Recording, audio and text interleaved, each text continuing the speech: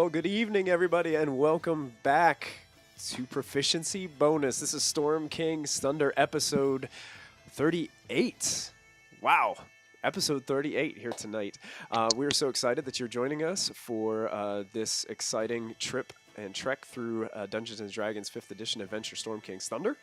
And before we begin, I'd just like to do a couple quick shout-outs to Team MZ for all their small streamer support, for Many-Sided Dice for partnering with us and creating some awesome D&D content, and for Nightshade Creations for creating some cool D&D stuff. And I'm going to go ahead and take you guys over to the players early tonight because JJ has got something to share about Nightshade Creations. So I'm going to jump over. So everybody say hello to all of our viewers and friends tonight. As JJ, go ahead and take it away and show everybody what you got. Alrighty. I'm not sure how my connection is, so it might be a little bit poor, but we'll see how we go. So, recently, Nightshade Creations had a Kickstarter going on, which of course I just had to back because they're a fantastic brand and they come out with some absolutely fantastic stuff. And out of it, they made this little dice tray / dice tower combo. So the awesome thing about this is that super compact, super light. You can build it up into your little dice tower, like so, and it can hold 2 sets of dice for you. Not 1, but 2 sets of dice. How nifty is that?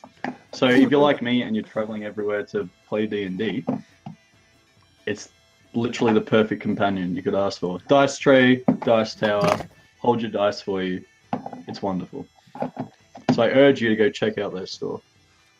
Yeah, and you can check the link to their website is down below this video here on Twitch. So if you just scroll down a little bit and click on that link, it'll take you right over to Nightshade Creations' webpage where you can order right from their website. Awesome stuff. I'm jealous.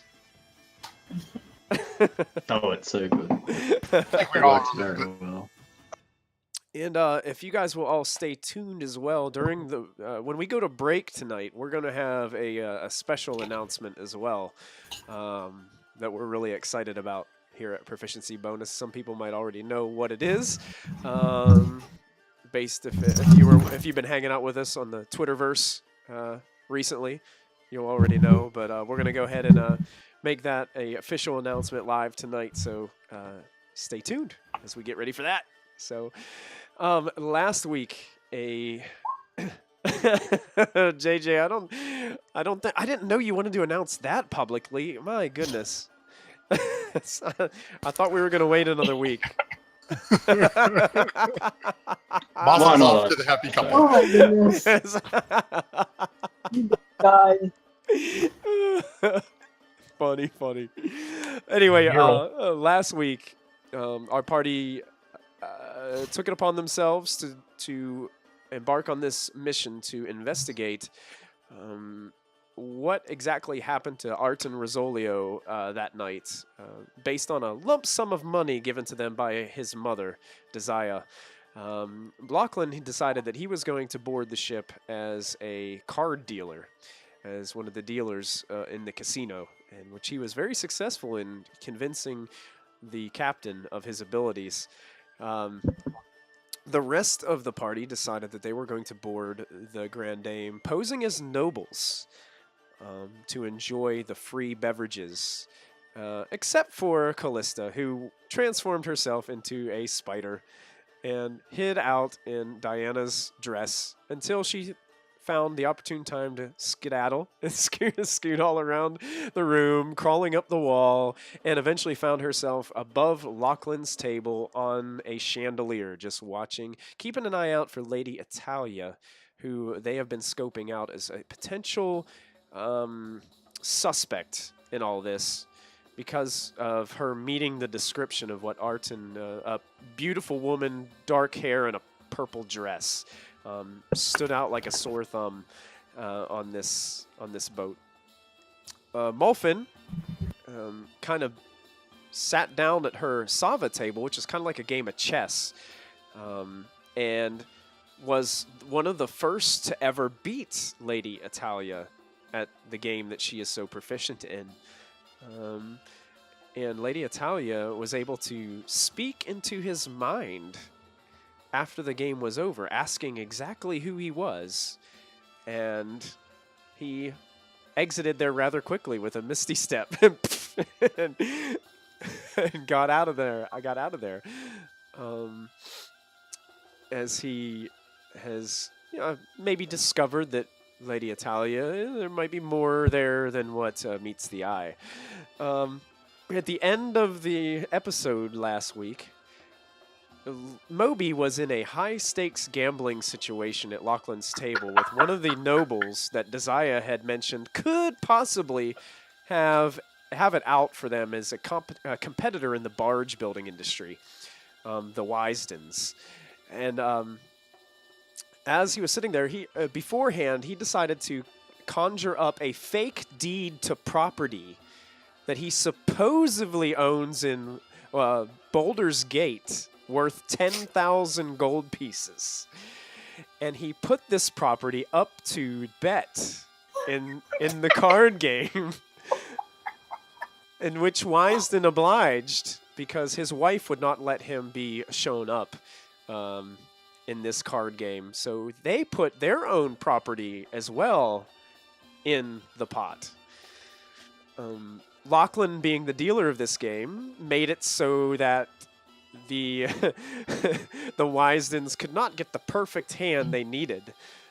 But Moby, trying to steal a card from one of the other discarded piles to make it so that his hand would win, seemingly got caught by Mr. Wisden, Lord Wisden. Seemingly.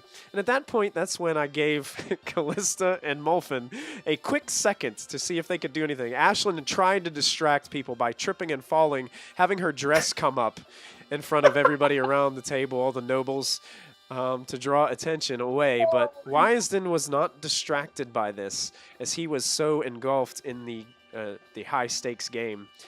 And then Mulfin decided to cast Darkness and left everybody in a shroud of darkness. Kallista, being unsure of what to do as a spider on the chandelier, felt his face. Yeah, no, that whole time I was describing things, I was just watching her. She's like, what has happened?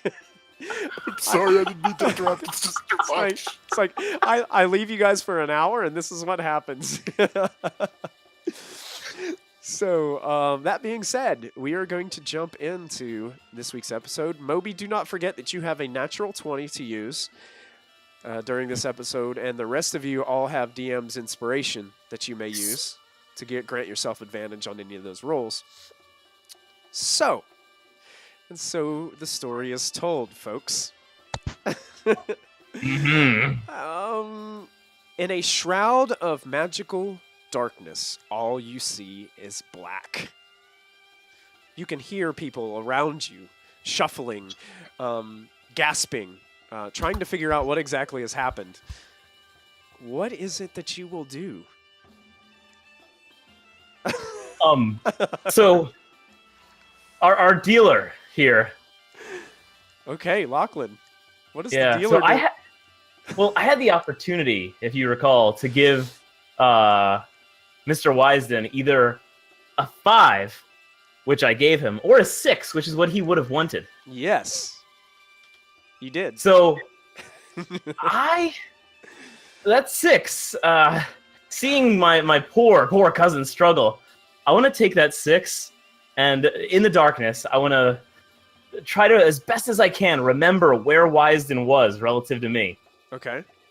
And I want to use my Mage Hand Ledger Domain to shift the 6 as close to him as possible, to sort of make it look like this guy had a 6 up his sleeve as well. Oh, okay. Let's do this. You can make a sleight of hand check. Yeah. Natural 20. I'm using my natural 20. You're giving him a natural 20? Okay, so that was early. here's what we're gonna do, Moby. Since it's you gifting him the natural 20, what is Moby doing to make it that Lachlan does this so perfectly that he would get the natural 20 for this. Because since it's you gifting him to it, there's got to be a reason for the gift. I'm gonna say just a small word in Gnomish, just so we can try and use it like echolocation, so we can know where I am, and that way he can know where Mr. Wisden is. Nice. I'll just say me in Gnomish. Oh, interesting. Okay, Lachlan, what is your sleight of hand bonus? My sleight of hand bonus is, drumroll please, 10. 10. Whoa. Your mage hand literally puts the 6 up Mr. Lysden's sleeve without him noticing. Just barely hanging out Nice. of the bottom of his noble jacket that he's wearing. Oh boy, oh boy. I'm going to make a right. roll as well while we're doing this. Let me double check. While this is something going real on. quick. Sleight of hand is based on While this dex, is going correct? Okay, I'm gonna make Yes, it is. 2 dex rolls because there's Oh no! there's disadvantage on this. So I'm gonna do 2 d20 rolls. Yeah.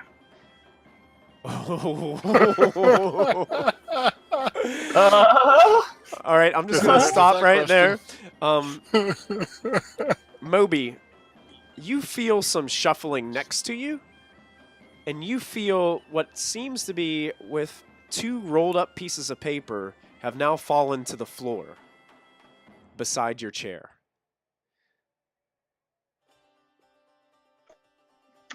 Two pieces of paper have fallen to the floor. Yeah, that's Interesting. exactly what it sounds like. You hear shuffling next to you where Mr. Wisden was sitting, and you hear you hear a noble go, "Oh crap!"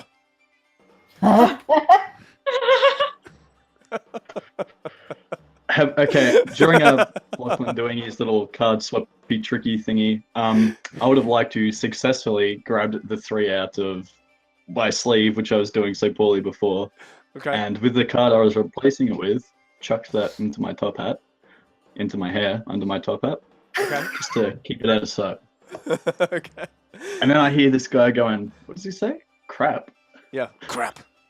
Just kind of under his breath, but he was trying to he's trying to keep quiet about it, but did a terrible job. Like you and Lachlan both heard it. Mr. Wisden, what's going on down there? Who's that talking? I can't see a thing.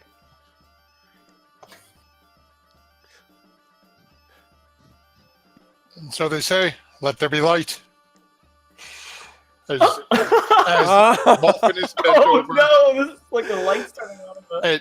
Molfin is bent over, like pulling Ashland's dress to make sure everything's covered. nice. So, Good plan. get that book back. Making me spend the use of a spell like that. Be more careful. You nearly showed everything to all these people. So you got rid of the darkness spell? Yep, just dropping concentration on the darkness and ignoring the table and everything else, solely focused on protecting my niece's feminine innocence. Yeah. Modesty.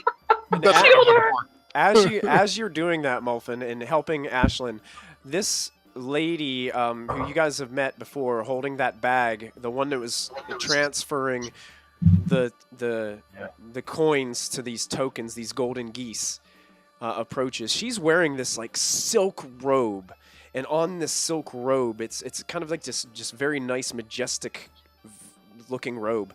On it, you can see there are several different colored snakes that like wrap around the robe.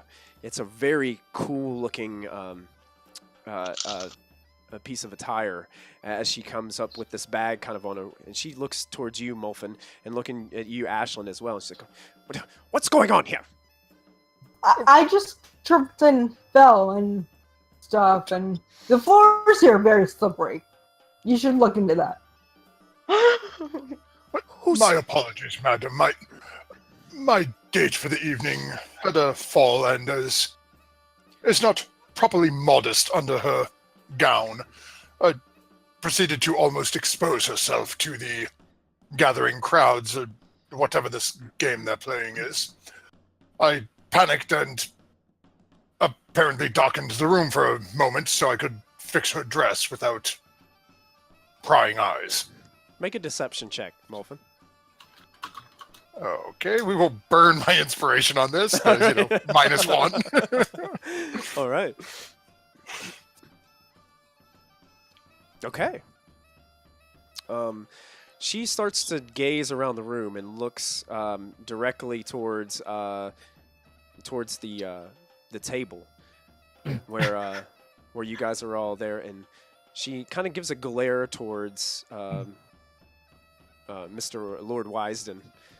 He's like, "What's going on over here, Mr. Wisden?" I'm sitting there with my legs crossed, just shaking my head, looking down at him while he's fumbling with these two deeds to properties. He kind of pushes his chair back and stands up rather quickly and angrily, and looks towards this woman and says, "This gnome is a cheater. He is trying to cheat me out of property." And she glares. Mr. Wisden. It's Lord I- it's Lord Wisden to you. Oh. Not at this moment in time. It appears I have caught you in quite a compromising position. You accuse me of bringing this fine game into dispute, yet in front of all of these eyes here, you clearly lay in front of me evidence of your cheating. It is obvious you and that man over there are in cahoots, darkening the room so we can steal the deeds and whatever golden geese that laid out on the table. Are you pointing towards Malvin? Passing blame onto me, an innocent, does not excuse this transgression, Mr. Wisden. I point at Molfin and I say, "Shame!" Molfin immediately starts backing out of the room. Okay. Just turns and starts walking away. Now, as I have made aware, I am a noble in the most prolific city of opportunity and industry, the capital of the Sword Coast, Baldur's Gate. And believe me, I am of great power and influence, with friends in the highest places all over Faerun, and many more in social classes, far below my own, that owe me a great deal more than money. Now, Mr. Wisden, imagine what would happen if word were to get out that the Wisdens of Yartar attempted such a fraudulent act in attempt to swindle me out of what is rightfully mine. I applaud you. Look around the room. You have all these eyes on you. Look, just look. You have disgraced your name in front of all these nobles. And as you know, these things spread like wildfire. The rumors and accusations will spread through the city, spread through the continent like a disease. Kallista, as a spider, is shaking her head on the chandelier above. But being the gracious and kind soul that I am, I can guarantee that nothing will come of this incident.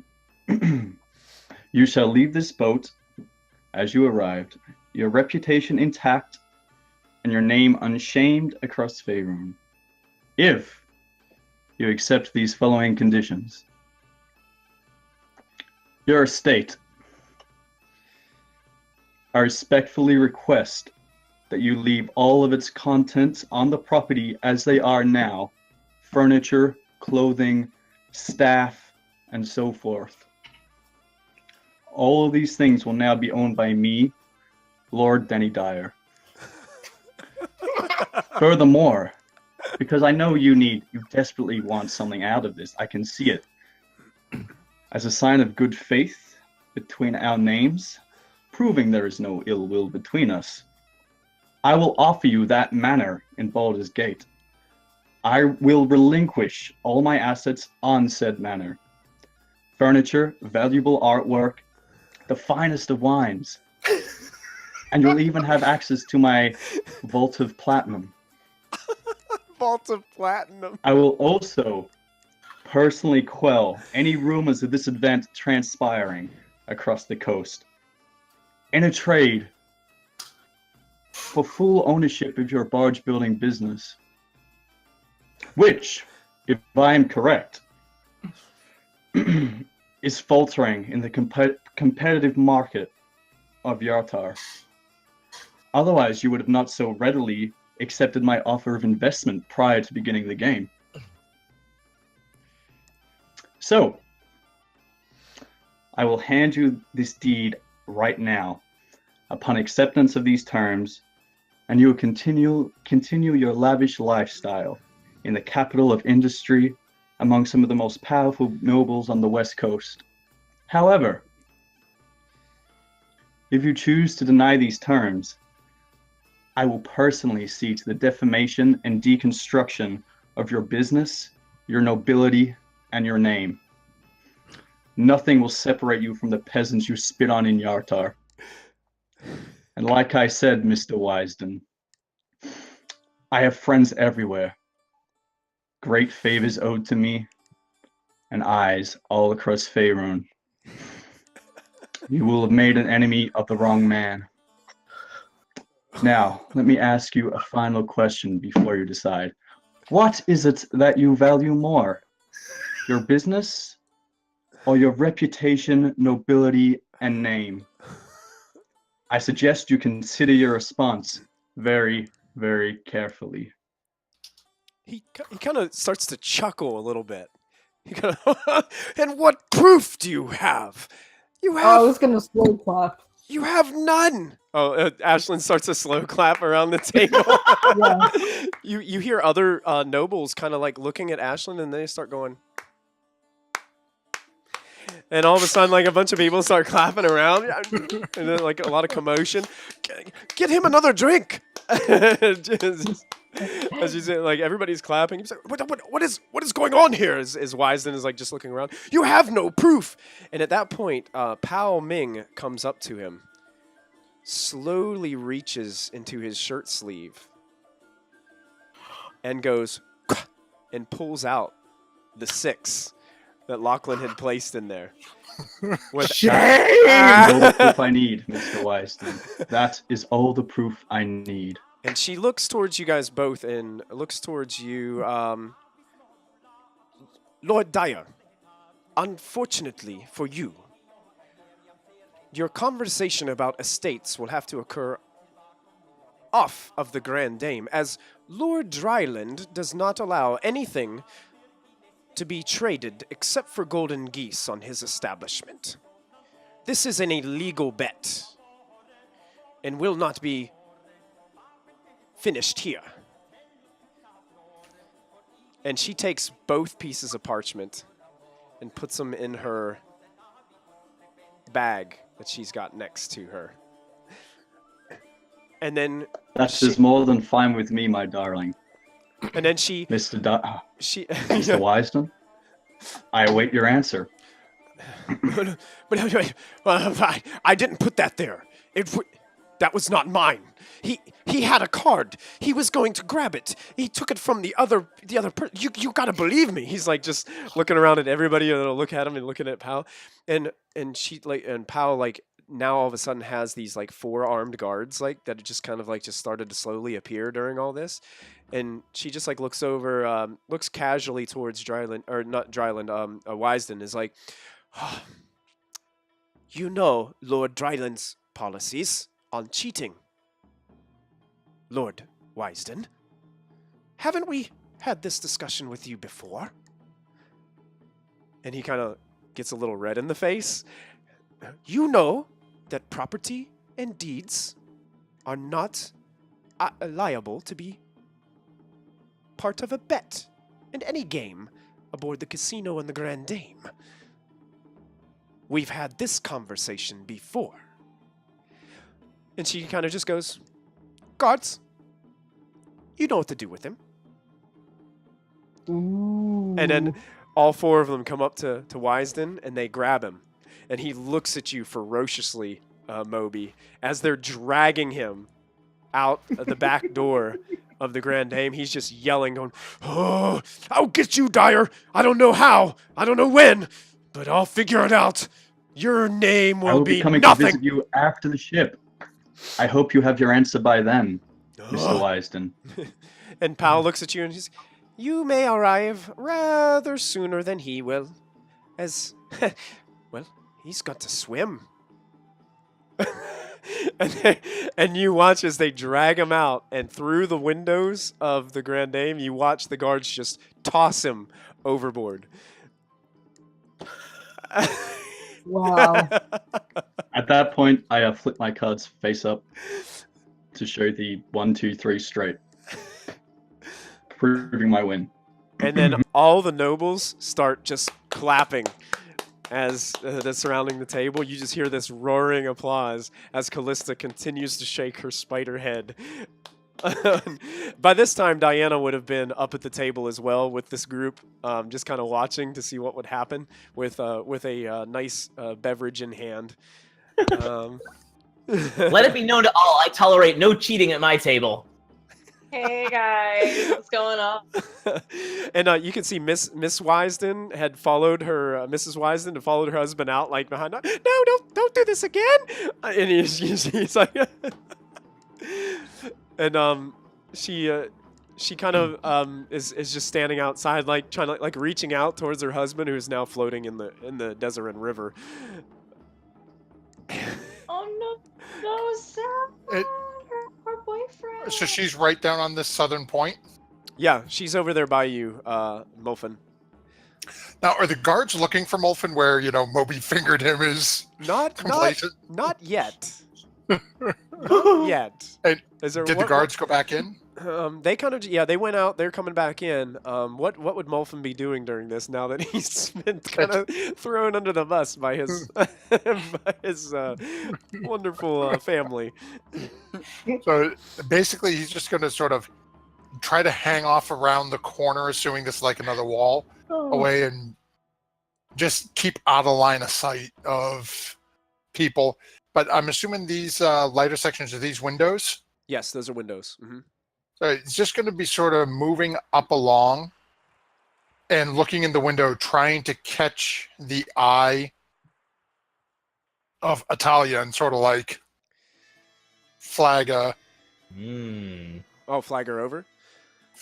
Conversation at some point. Actually, what's kind of funny as you're doing this, Mulfin, you're kind of walking back here, and you all of a sudden sense this. There's a presence of these guards kind of coming out of different areas, on kind of like more on a higher alert than they have been most of the time. You've seen this before. They're actively searching for someone, and as one of them is getting near you, all of a sudden, Lady Atalia appears in front of you, and she looks towards you and goes, "Shh," and puts one finger over her mouth and says, "Come here." And she beckons you to come closer. No. No. I mean, No. this is a very beautiful human woman. I mean, imagine, your child, anything from your teenage years of what you thought was a beautiful woman, Matthew. This is what you've got. She has dark black curly hair, a beautiful purple dress, and as you come closer, it's like she kind of nearly pushes you, just kind of gently up against the wall, and then she just starts kissing you. As one of the guards, she kind of bends down and kisses you as one of the guards walks by. And then as soon as the guard, and then she kind of opens her eyes, looks over towards where the guard is, and then pulls away slowly from your lips. The devil. Hello. That was. Hi. She looks at you and she's like, "That was quite a display of magic. Seems you pulled your friends out of a little bit of a bind in there." Just a minor problem, but seems to be dealt with on my head, apparently, but you're no amateur yourself, being able to speak to my mind. Well,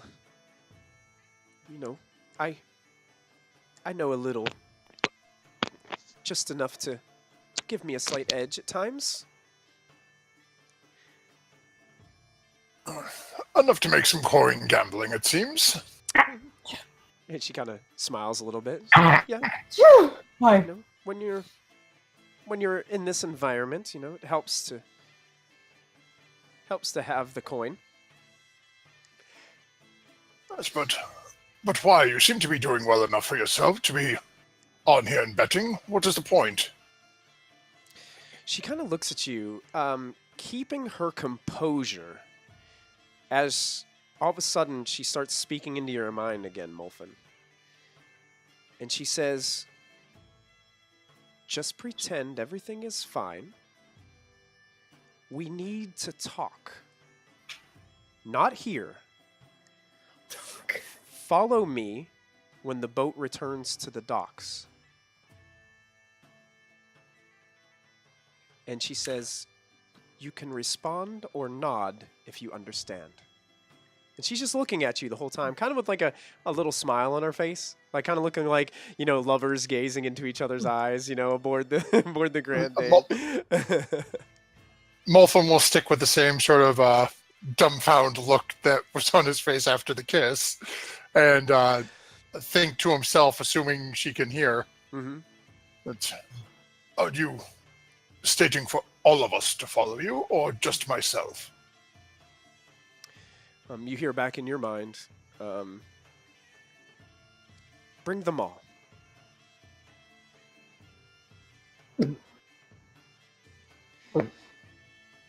Molfin will nod and reach up and grab her hand for a moment and then kiss the back of her hand. Excellent. And as she's walking away after you kissed her, she's walking kind of towards the front of the boat. You hear her speak into your mind again. And she says, including the one on the chandelier. Oh.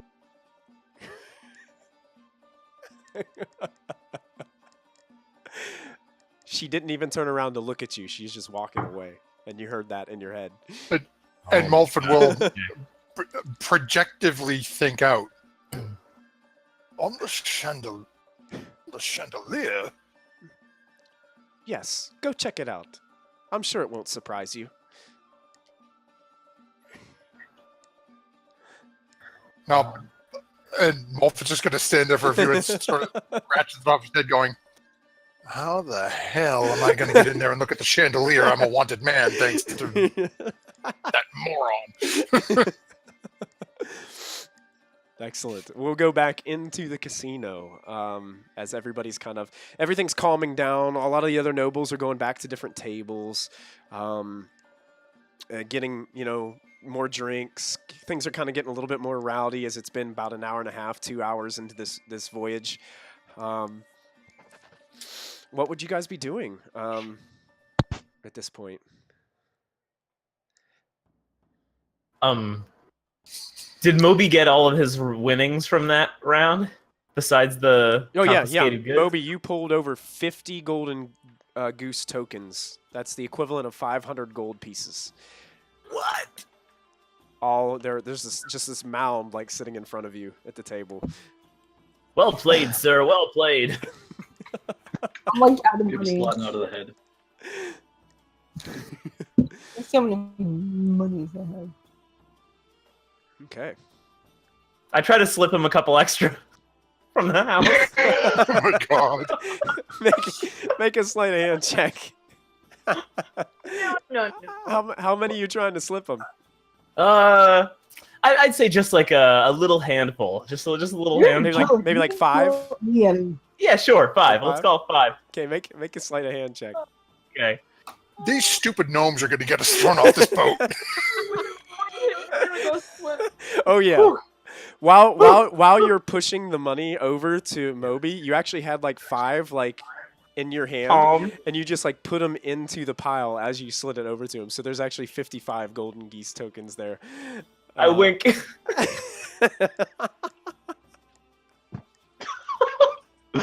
I probably don't even notice this is happening. Yeah, you probably don't have any clue. Yeah, because your passive perception's only like a 14. You have no idea what he just did. Yeah. It just looks like a pile of golden geese to you. All right.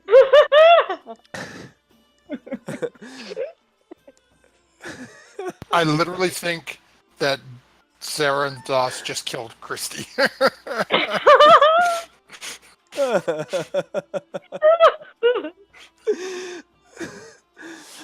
Oh, goodness. All right. So the rest of you, as Lachlan is increasing Moby's winnings from the last game,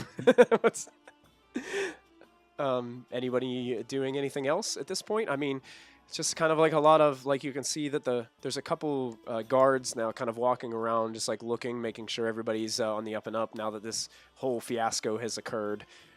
Pao Ming seems to be walking around with this kind of just straightforward, gruesome face as she just looks around at everybody, trying to make sure nobody's cheating. And nobles will come up to her time to time, and she'll trade out some more gold coins for golden geese, and putting them in her bag that she has next to her, wearing over her shoulder.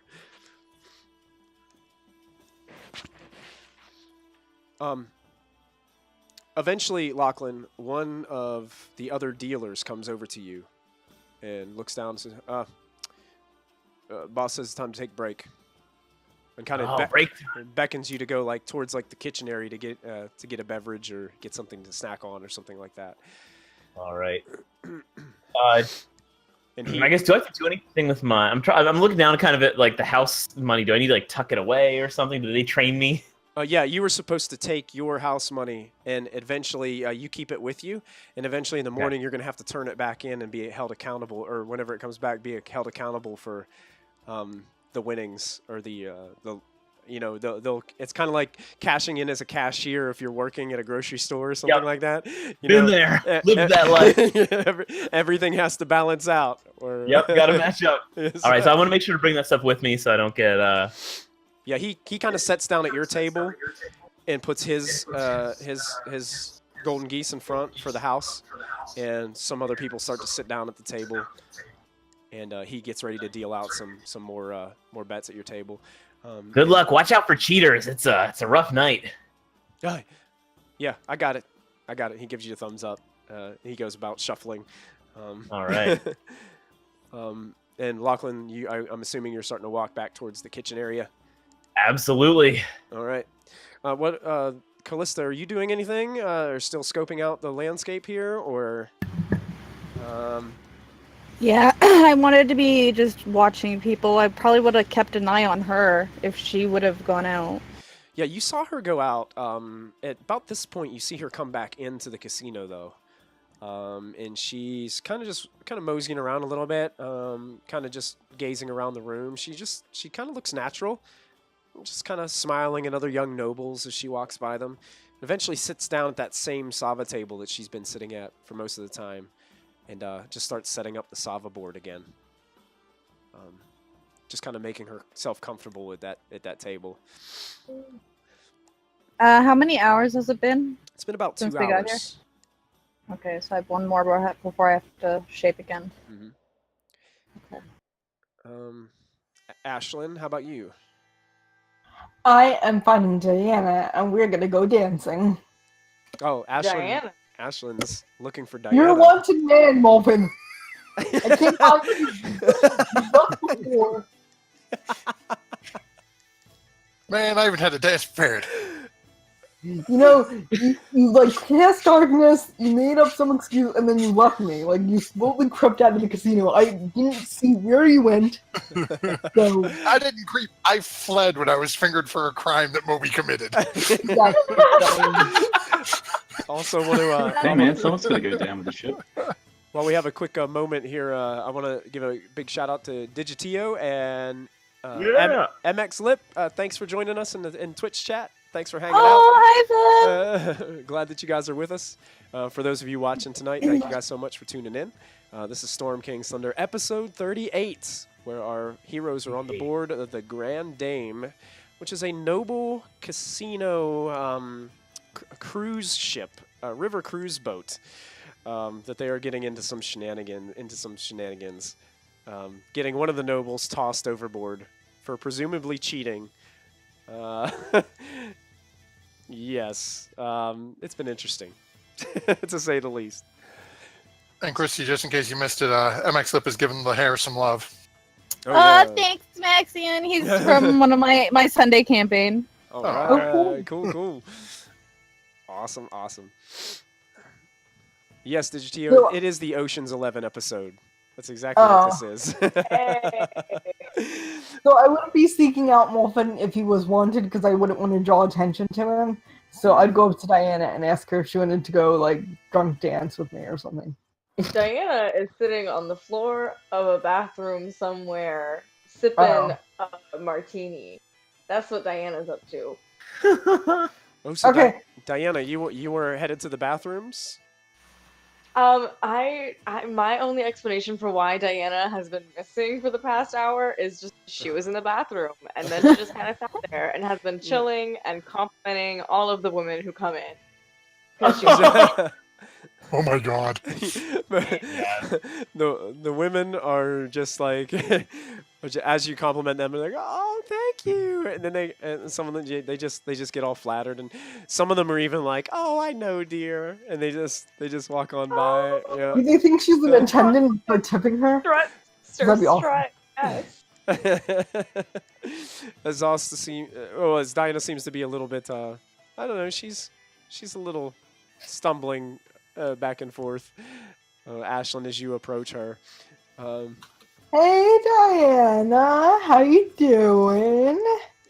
Girl, you're so pretty. You're so pretty too. Oh my god. God, Like flashbacks. Oh my god. Do you want some water? Water? Yeah. Yeah. Let's do that. Yeah. Okay, I'm gonna go leave and get her some water and try to learn prestidigitation. That big word I can't say. Prestidigitation. That's it. Yeah, I'm gonna try to learn that. Okay. Lachlan, as you are walking into the kitchen area,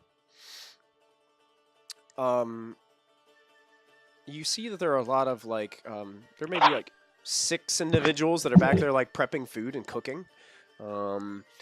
And it seems like every once in a while, like waiters and waitresses will come in and they'll grab like these trays off the tables. It looks like food's been prepared. This looks like a very fancy food, like fancy seafood, steak. Ooh. Like it looks like, you know, in small like little portions that are made to look nice, like an expensive restaurant. You know, Yeah. everything's on like a nice silver platter and they cover it up nicely with one of those platter like topper for a platter and everything. I don't even know what they're called because I don't ever eat like that. Same. That's it. It's called a cloche. A cloche. That's Cloche. it. That's it. Oh, Thank you, Natalie. Indubitably. Molfin's very fancy. Thank you very much. Hot Shots. Old school movie if you haven't seen it. Oh yeah, hot shots. There you go. So it seems like they're going out, and a lot of these people are taking food to the area at the front of the boat, which seems to be kind of like an elegant, smaller area than a casino, but more like a dining hall area. Dining hall, interesting. So as you come in, it seems like they have a table off to the side that looks like smaller, like plates that have like little snacks and things on for the employees, the workers. Mm-hmm. So they already have it kind of like prepared for you to just kind of go in, and when you take your break, you can just take these Yeah. in a glass of water or whatever, and take it. And you can as you're kind of taking the food, one of the servers walks through the door and just bumps into you. Just out of sheer accident, and then looks you straight in the eye, and her eyes get completely wide. And she kind of mouths to you like, WTF. And she is completely shocked. You are staring into the face of Kella Darkhope. I knew it. I freaking knew it. I knew it. And nobody knows. And she is holding an empty tray, and she looks exactly like a waitress. Hey! And she just like, it was kind of like when she saw your face, she just did that, what the, just without saying anything. Yeah. And then just, with this look on her face, just kind of just marches past you and goes towards the food. I want to march toward her, like, along with her. Kind of like, I want to like, fall in a step and be like, what are you doing Oh here? my gosh, Can I do the Ashland thing? what are you doing here? Gosh. I asked first. I'm here on a mission. What are you doing? Ooh, is it a good mission? Oh, I don't know. What mission are you on? Why are you? I decided to retire from the adventuring life. I wanted to, do some honest work. Can I barge into the kitchen at this point and say, Oh. Lachlan, can I have some water for Diana? Exactly. I saw you come in. She Kella immediately like turns and faces away from the door and is like just like putting plates of food on the platter that she had set down. Just staring away as you're like turning towards where Ashlyn. Well, I is. wouldn't answer to the name Lachlan. I'm like trying to like. Oh, yeah. Lachlan. Oh yeah. But Kella would still like hear Yeah, that she name would- and turn she away. would Yeah, know. yeah. But the kitchen staff seems to like stop and look towards the door at Ashlyn, kind of peeking her head in. Does anyone have any water I can give to my friend? No? One of the kitchen staff's like, "Oh, take one of those glasses right there. What are you doing?" Thank you. Oh. And I wave to Lachlan and I smile and I jump up and down until he notices. I want to cast a message and I want to say to Ashlyn, kind of a tricky time right now. Oh. Have I ever cast a Okay. message on her before? No. I don't So think I you. go, Yeah. I'm gonna leave now, and I slowly back out of the door. Nice. But I say it out loud. Yeah, you say it out loud. And at this point, as you're doing that, like you feel like the presence of Kella just trying to slip back behind you and head towards the door with this tray in her hands. I want to follow along and try to kind of catch her foot with mine. Oh, like just walking like right next to her, like just. Yeah. Okay. You can hear her utter kind of under her breath, but just loud enough so you can hear. Why are you following me? You're gonna get me caught. What are you? Oh. We're just two employees having a little snack. I am in the middle of delivering this tray. Really? Yes. Well, can you talk after? Well, where? We could find a secret spot on the boat. I got an idea. Okay. Downstairs at the front of the boat, there is a food storage area. I will talk to the kitchen staff when I come back, and I will see what they need from down below. You meet me down there. Okay. Food storage area. And she just kind of like, after like kind of growling at you under her breath, kind of speeds up a little bit and heads towards the front of the boat, where the dining room is. I want to stalk her. Okay, like sneaking around, or just Yeah. Just kind of like tailing. okay. You can make a stealth check if you want.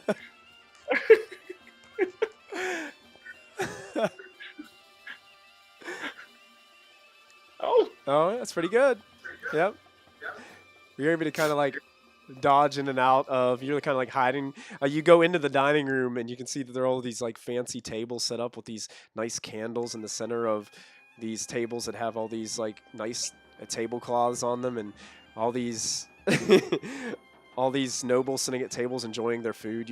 You watch Kella approach one of the tables, opens up the tray, and all the nobles are like, ooh, looking at the food on it, and she kind of puts it out in front of them.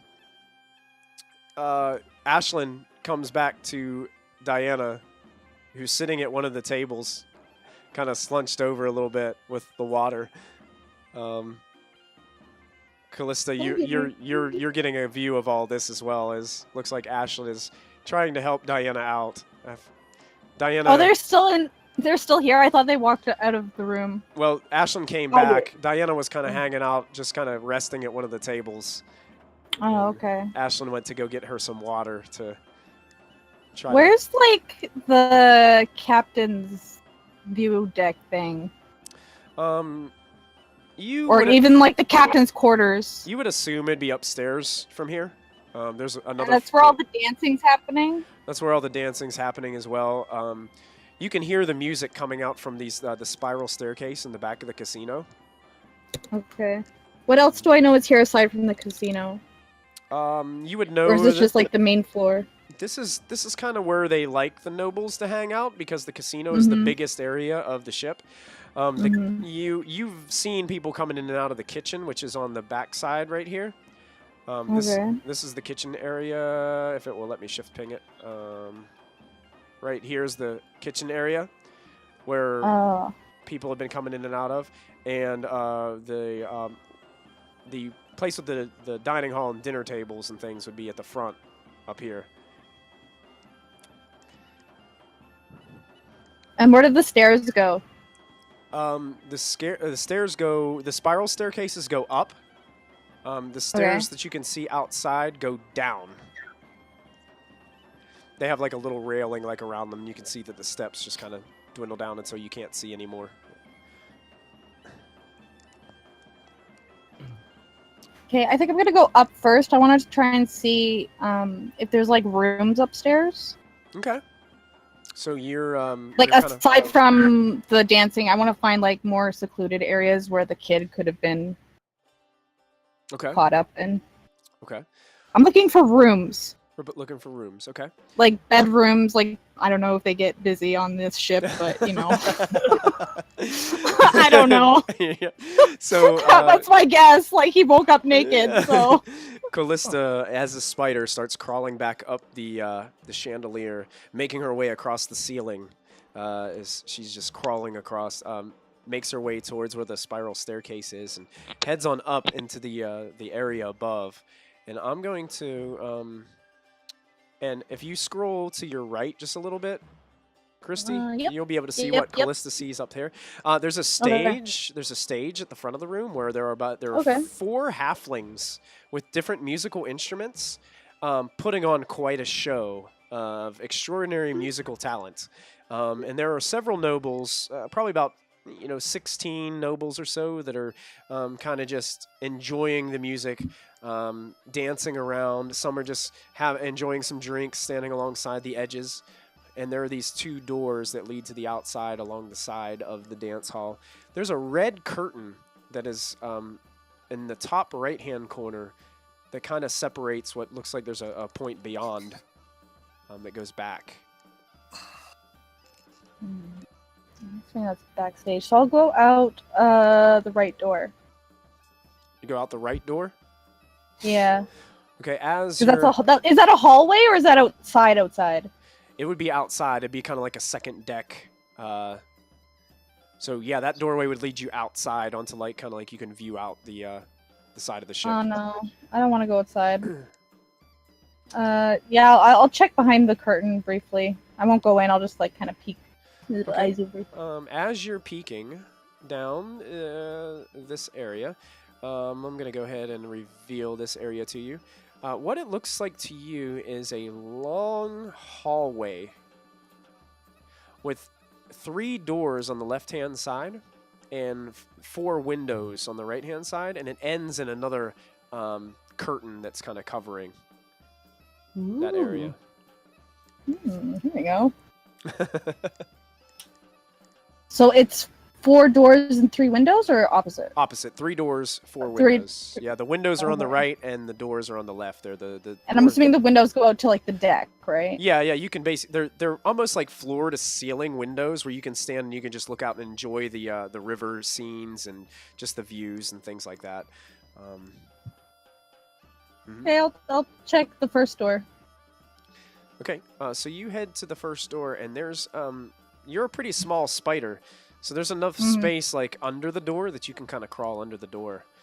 And I'm gonna go ahead and reveal this area to you, and I'm gonna have to find the description really quick so I can read you what you see. But that's what you see as you walk in, and I'm gonna tell you what you see because I gotta find it. While you're pulling that up, Michael, Yeah. Twitch has asked for the name of the halfling band. Oh, how about we have Twitch name the Halfling Band? Oh, Viewer decision time. that's dangerous with this Yeah. crowd. We already have one from Josh for 2-man band. 2-man. Oh, I get it. Nice. That's cute. That is. JJ says short stack. Short stack in the 2-man band. That's actually a pretty cool band name. Oh yeah, totally. For those that don't know, Short Stack is an Australian pop punk band that I don't listen to. Oh. That you don't listen to. No, I hate pop. Kallista, as you crawl in, you notice that inside, this is a pretty decent sized cabin for this ship. You can see that this cabin, it contains, it's lavish with purple velvet curtains along the windows and the back part. There are scented candles everywhere in like these ornate like candle holders that are like sitting around the room. In the middle of the room, there's a table with a large aquarium tank resting atop it, filled with water. And you know how you can go to like when you buy fish, you can get like these little decorative kind of elements to put inside of it and things like that your fish can swim in and stuff like that. There's rather large decorative elements inside this fish tank. Actually, I've heard this The aquarium. And it contains a coral reef. But you don't see any other, like, it has these decorative coral reef kind of implements inside, but you don't see any, like, live creatures. Like, it's kind of like an empty aquarium with water in it. You also can see that beneath the aquarium, built into the table, is a shelf on which rests a wooden chest.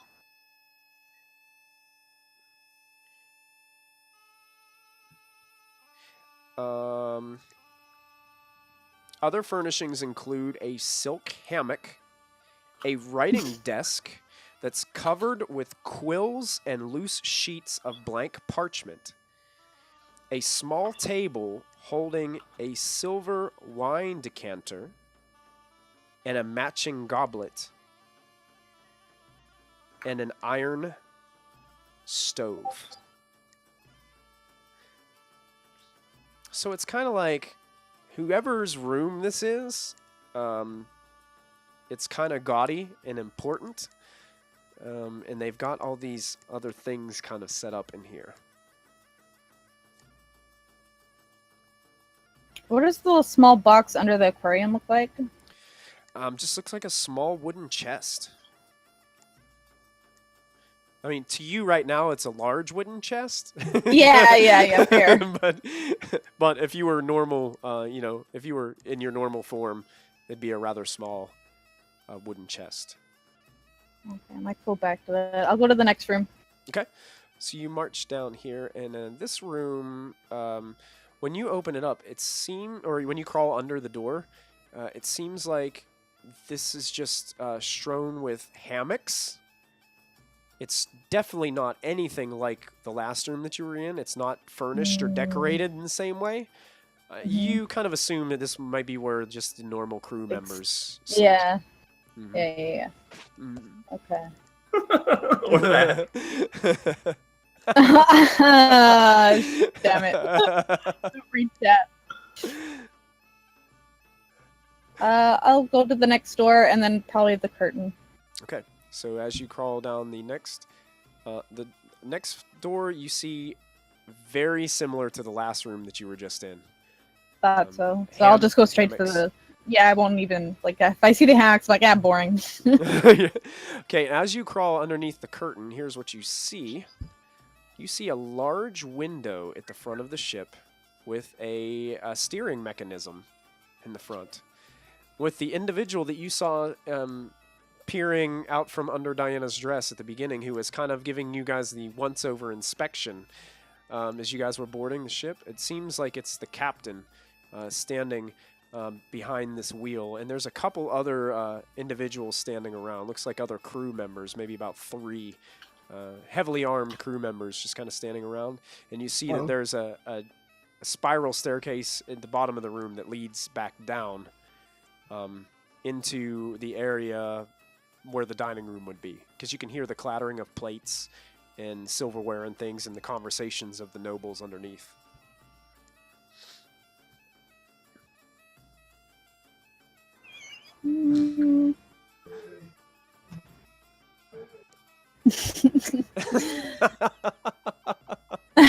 That's at every little bit that Zoss wasn't here for. I'm watching her face and just watching the. I know. The guy's like, Wait, under what? my dress. What?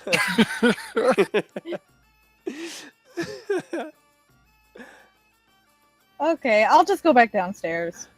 Okay. Yeah. You head on back downstairs. Lachlan, you have watched Kella go about, delivering the food. She has gone back to the kitchen area. Seems to be making things work out to where she can meet with you. In that process, Moby, what would you be doing as you're kind of still in the casino hanging out? Is there something you would do?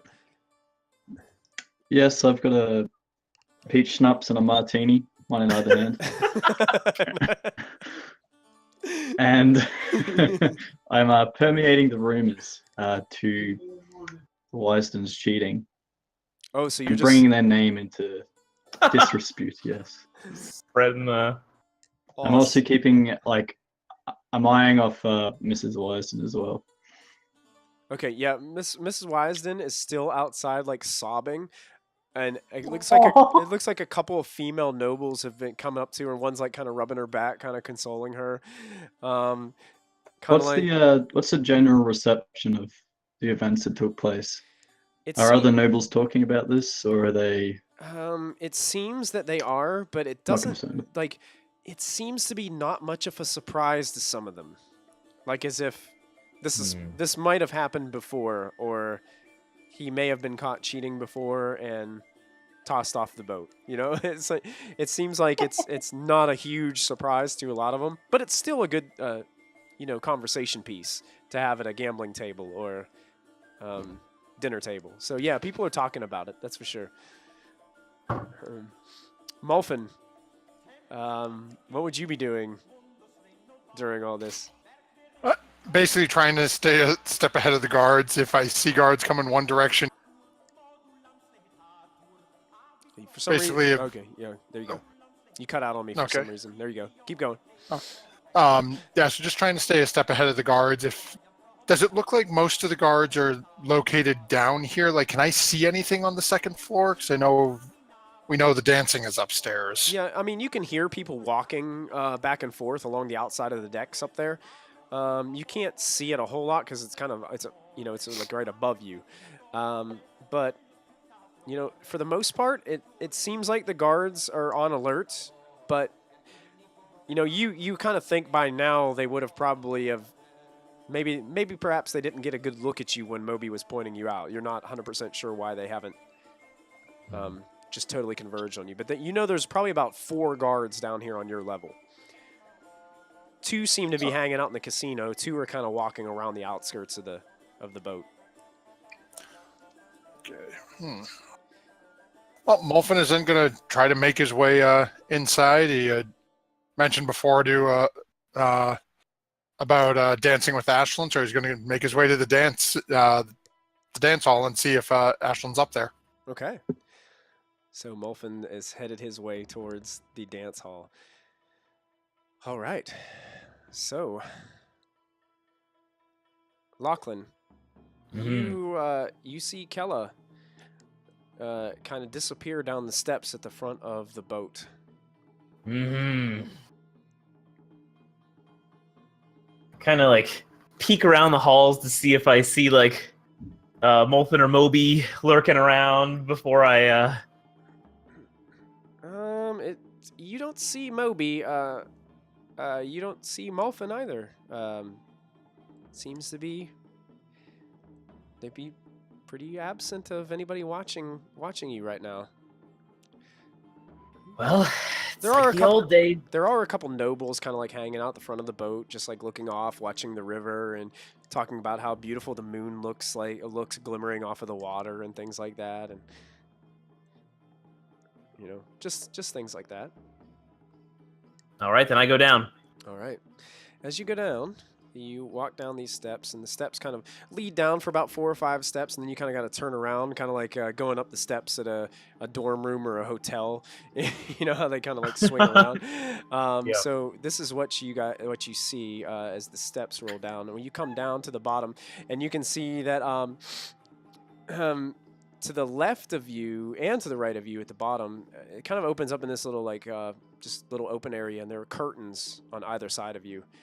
And you can see that the left-hand curtain seems to be kind of just swaying just slightly, like back into position. I'll brush it aside, slip in. All right. As you enter, you see that there are 3 doors. The one directly in front of you is open, and Kella is standing there in the doorway. And the two the doors on the right and left of you are closed. And she kind of is just like beckoning you into the front room. All right, I want to slip a hand in my pocket and make sure I have one of my daggers. Okay. Cool. All right. So you head in, and she just closes the door quickly, and she just immediately turns to you and is like, "What is going on?" I mean, I could say the same for you. I'm actually kind of surprised to see you kind of alive and looking intact. Alive? What are you talking about, Lachlan? I don't know. I heard rumors. There's some dark things going on. You know, anything you might want to tell me? Well, other than the fact that I took a lot of the fall for that fiasco at Nightstone. That's why I'm here and having to pull all this off. By the way, be careful. She's on the boat. Who's on the boat? Remember that bear that mauled you? Oh, how can I forget? She's on the boat? Yeah. She's on the boat. She's somewhere on this boat. So make sure you know where you... Why on earth would you bring her here? I mean, I think, you know, you don't really tell a bear, don't come, you know? You're lucky she hasn't given... dragged her here! You are so lucky that she hasn't given you away by now. She probably transformed into some giant beast and has mauled somebody upstairs in the middle of all these... I'm looking forward to that. I'm hoping that happens at some point tonight, you know? Oh, so my goodness. That would be the worst thing for us. This is supposed to be undercover stuff here, Lachlan. Yeah, what are you doing undercover? Oh, I'm trying to figure out some more information about these missing nobles. Really? Yeah. What have you... I mean, not that I would care about anything like that, but what have you found? What have I found? Oh, short of nothing. Oh. I don't know. I just... Sorry to hear. This is my second night doing this service, and I tell you what, I haven't heard a thing. Really? Mm-hmm. Is it possible that this is a red herring? It could be. I don't know. There are a couple suspicious characters on this boat, but like that Wisden guy? Oh, Wisden. He has a reputation from what I hear from some of the employees. Really? Is a cheater? A dirty cheater? I was told to watch out for him too because, well, you know. Yeah. How do you feeling lately? It's like health-wise. Diana, exactly that. How's your health? How's my health? Like, Yeah. Any like pain or feeling like undead or anything, or feeling Lachlan, what are you talking? Why are you asking me these questions? like everything's smooth sailing? I mean, I feel okay. I mean, I don't know. I don't know. I do have one thing that I don't know. It's hard to explain. Okay. I feel I mean, physically I'm great. You know, to be honest, Lachlan, I thought when I saw your face again that I would have a different feeling than what I'm feeling now. Is this a breakup? Did you ask that? Yes. I just don't feel the same as I did before. Really? Like Yeah. about me or about life? About love.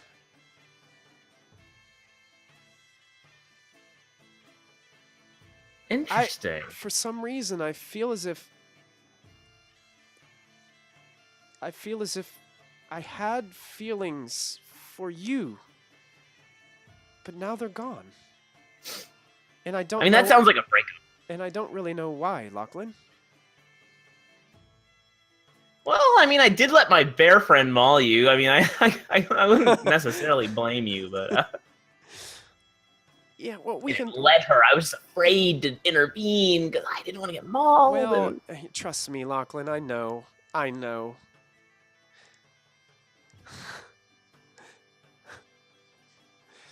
But it's more than that, isn't it? It's not about that, right? It's something deeper. It might be, Lachlan. I don't know. Why are you so bothered about? What is going on? I want to grab her and kiss her. You grab her and you kind of like forcefully pull her next to you and you just lay one on her and she's like pushing you away. She's like, no, You feel anything? no. Feel anything? Feel anything? No, Lachlan, I don't. Okay. And I don't Just know. checking. Just checking. And I don't know why. Yeah. You feel anything about anybody? Like, a lot of handsome nobles on this ship. Yeah, well, not a one.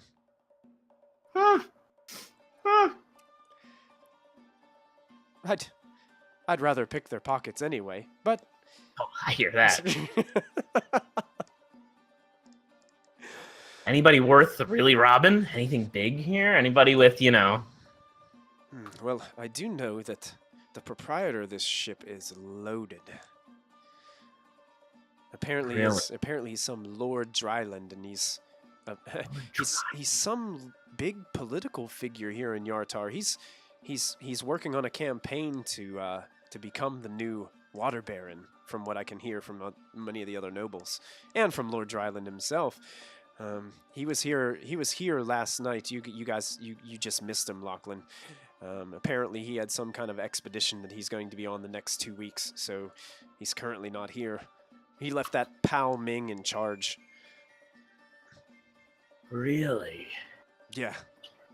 Pao Ming, what's her guard situation like?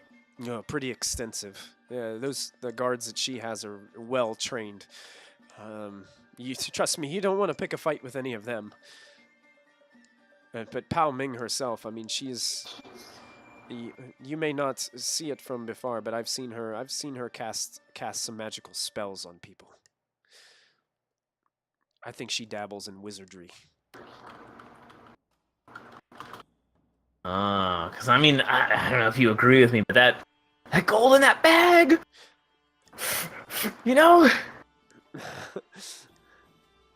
Gold.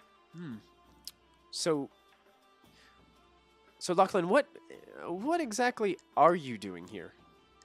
I told you I'm turning over a new leaf. I'm You know, I'm an honest worker now. So you're An honest wage. So you're done with our little deal? And she looks down towards where your ring would be. And it's on. All right. I wink. Lachlan, you have always been a terrible liar. Oh, yeah, you know, it's not one of my strengths. I'm still looking for that snail. The snail. Ugh. I'm so frustrated with that situation right now. I just can't even speak of it. Yeah. You know those jewels I was supposed to get for you? I think, you know, my friend still has them. Your friend? So, yeah. You know. Oh, your friend. Yes. Yeah, your friend. She still has those, huh? Well, Yeah. Can you get them for me? I could go try to see if she still has them all. You know, it's worth a shot. Okay. Perfect. Yeah. Yeah, I don't really want to see her anymore, if that's possible. It's a real. Be careful. She is somewhere on the ship. She could be anywhere. She could be right behind you. Kidding. Lachlan, that is not funny. Sorry. all around you are like crates. Some of them are open. It seems like to be filled with like cooking materials and things like that they would not be able to store in the actual kitchen area upstairs. It looks like just like a storage compartment for food, barrels, and things just up here at the front of the ship. So, Kella, one last question for you. yeah. Because I need to go. One last question. Yeah, what is it, Lachlan?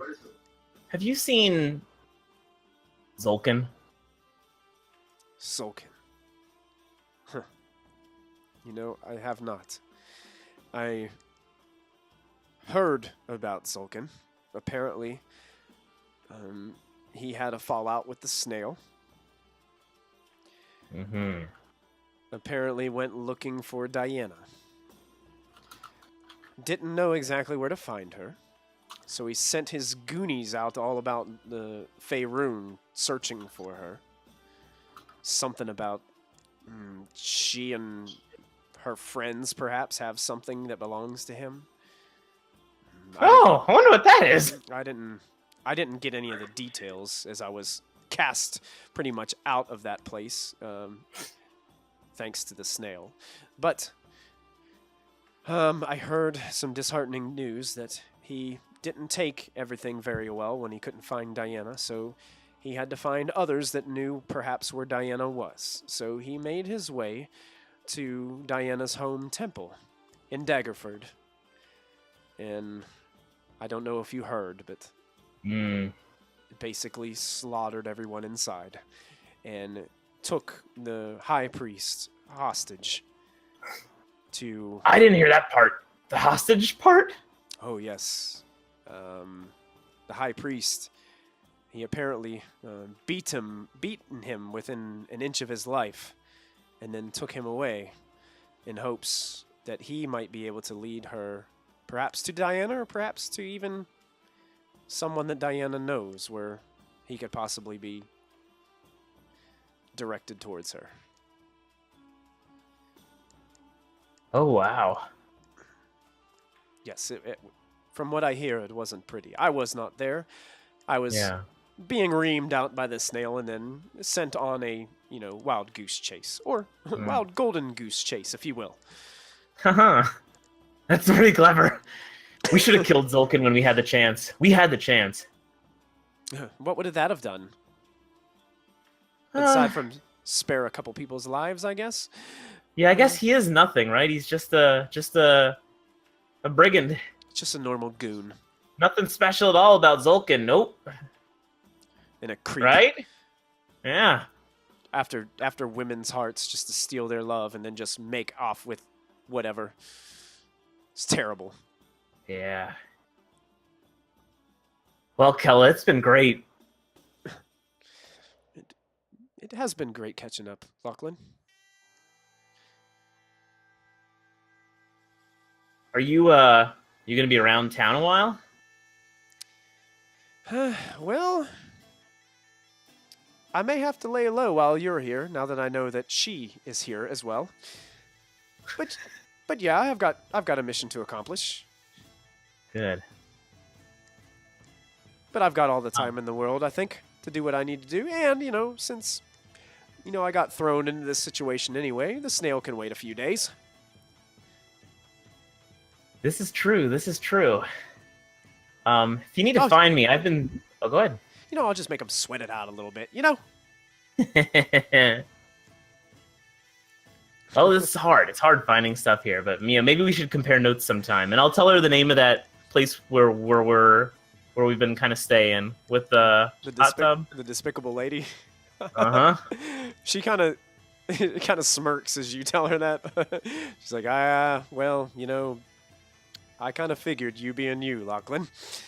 What's that supposed to mean? She just Oh, speaking of which, I met your sister. Great girl. Oh, you met Ferdies?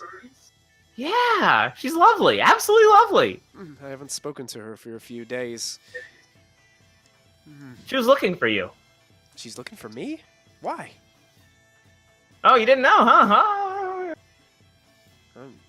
Last I knew, she had a good job as being paid as a guard up there near Fireshear.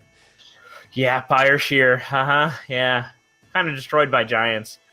Destroyed by giants? More or less. Lachlan, how on earth do you get involved in all of this? I just kind of... I get around. But yeah, look out for Faris. She's looking for you, and she's worried about you. Okay. Well, I'll reach out to her as soon as I can. Thank you, Lachlan. And I want to kind of like... What'd you say there, MG? I lost you there.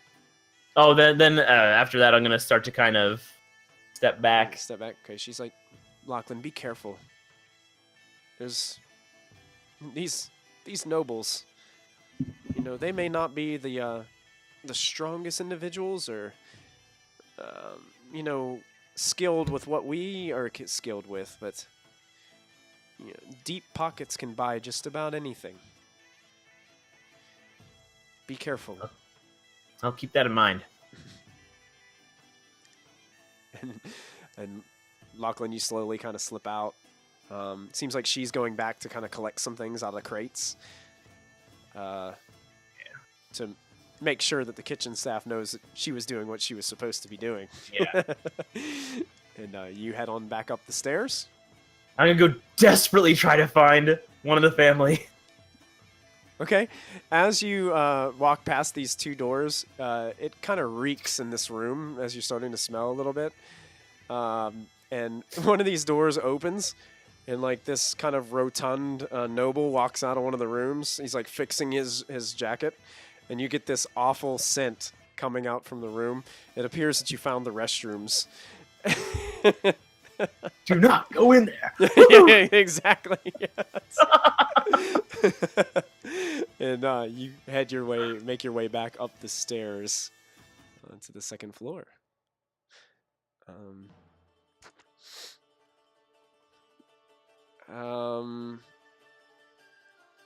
Rest of you, anybody have anything in particular why the boat is still making its way on the river? Oh, Molfin, and go ahead, both of you make performance checks, guys. Let's see how good your dancing is. Ooh, This is gonna be good. Moby should have saved his nat 20 here.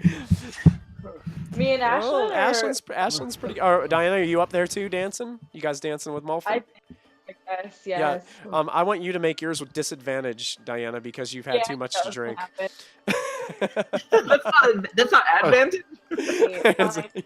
Yeah, kind of should be advantage, right? Yeah. Whoa! It doesn't matter. You're still dancing better than Molfin is. Yeah. Molfin is just full on Carlton at this point. It's Carl. Yeah. Carl's snapping back and forth. Nice. I am dancing the best out of anybody. Yeah. It's just lit. Awesome. So you guys are kind of boogieing down, having a good time. It seems like all. it seems like a couple handsome gentlemen have kind of started walking over and have taken a liking to Diana and her dancing, and are Uh-oh. kind of like dancing on. with and beside her, kind of like grooving around. There's like these magical flashing lights like happening everywhere. You're not sure where they're coming from. They're just like popping in throughout the room. It's like clubbing it. Oh my god. As this Well, I'm gonna halfling, club on.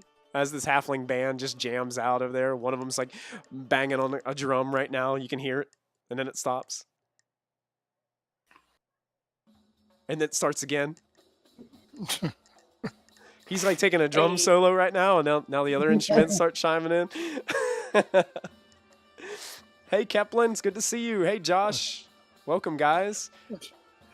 I just want to give a shout where we're taking a moment to Digitio with the comment, bears are truly nature's utility belt. And an asset for the ship. Oh, yeah, there you go. Digitio have had me in stitches on Twitch tonight with their whole back and forth while listening to Lachlan and Kella talking. Twitch chat has been amazing. You guys keep it up. We enjoy you guys jumping in there and hanging out with us. I think while you guys are dancing at this point, I think this is where we're going to take our break for the evening, as it's 9:27. So I want to just, thank everybody for tuning in tonight. If you haven't gotten a chance to follow us yet, make sure you hit that follow button.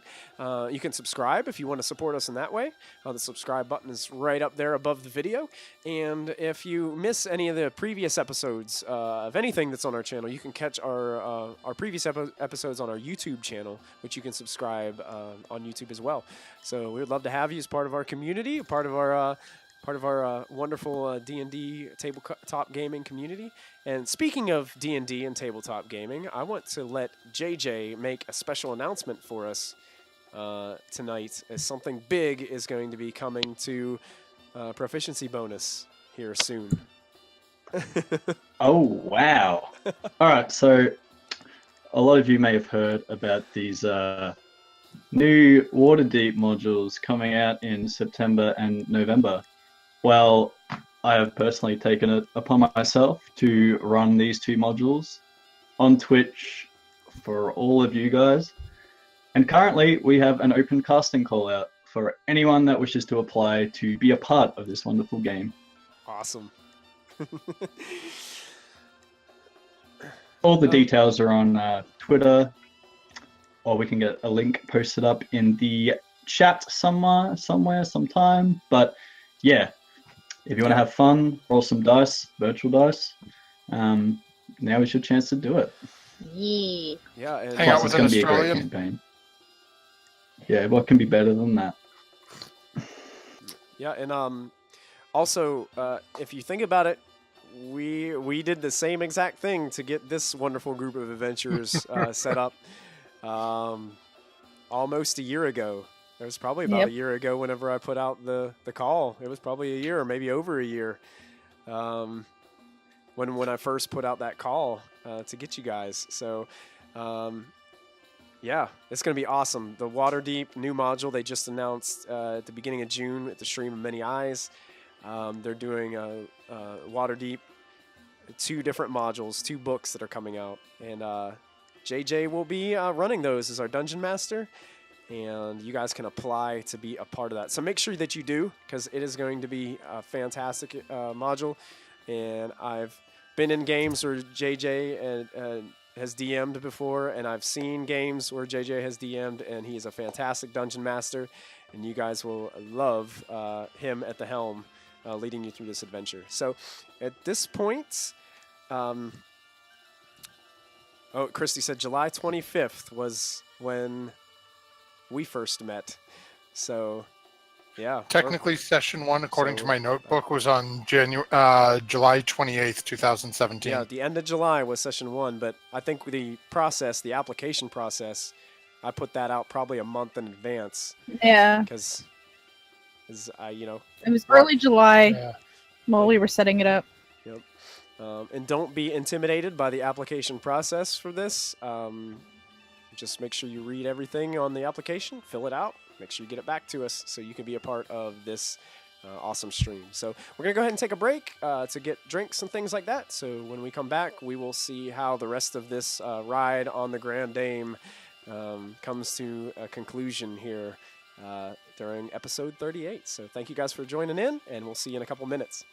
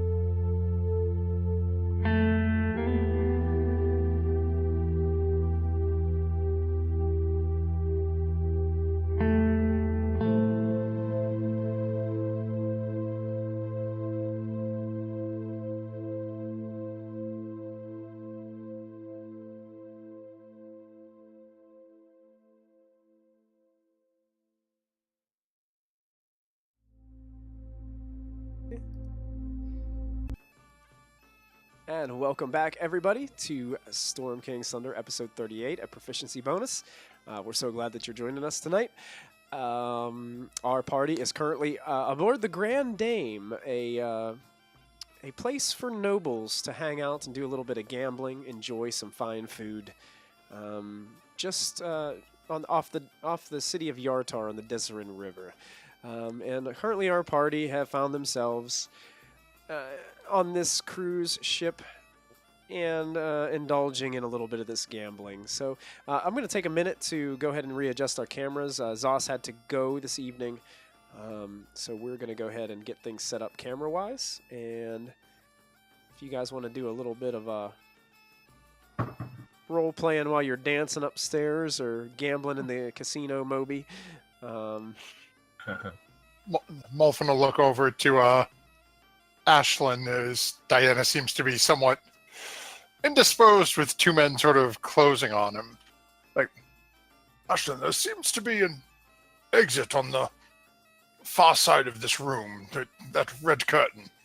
But I'm going to go for a bit of a walk. If you could attempt to make sure she doesn't get into too much trouble. Okay. And hopefully keep some people from noticing me. I'm just going Want me to trip and fall again? No, I'm running a little light on my abilities this evening. It's been somewhat taxing on me. Okay. Have fun. Don't get into trouble. Don't do anything I want to do. I will do my best. Okay, I start boogieing. And Muffin's just gonna basically sort of cut around the outside of the room. Okay. Not stealthing, just literally walking on the game, and trying to keep sort of out of the way of the main dance floor, hoping that the Ashlyn and Diana will create enough of a scene that he may be somewhat ignored. Okay, so you're trying to go beyond the red curtain to lead down the hallway. Yep. Is that what you're doing? Malfin, you approach the red curtain. You seem to kind of just slip by, and you can see that same hallway that I described to Kallista earlier. And Malfin's basically gonna do. Hey, thanks for the cheer. Appreciate it. Oh, that's cool. Thank you, MX Lip. No. Clip. Thanks, BB.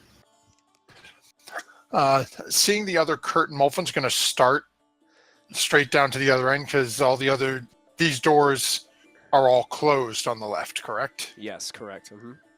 Yeah, so Malfin's gonna go straight down to the end first. Okay. And sort of just peek through the curtain. Is anyone in that room? Yes, you can see as you look in that room, there are a couple of what looks like crewmen, probably 3 crewmen standing there. And behind the steering mechanism in the front, you can see the familiar captain from before. Look, he's gazing out this large window in the front, making sure that the Grand Dame is on course. Immediately see those people slide the curtain back over. Nope. Homer Simpson into the bush. Yeah, exactly.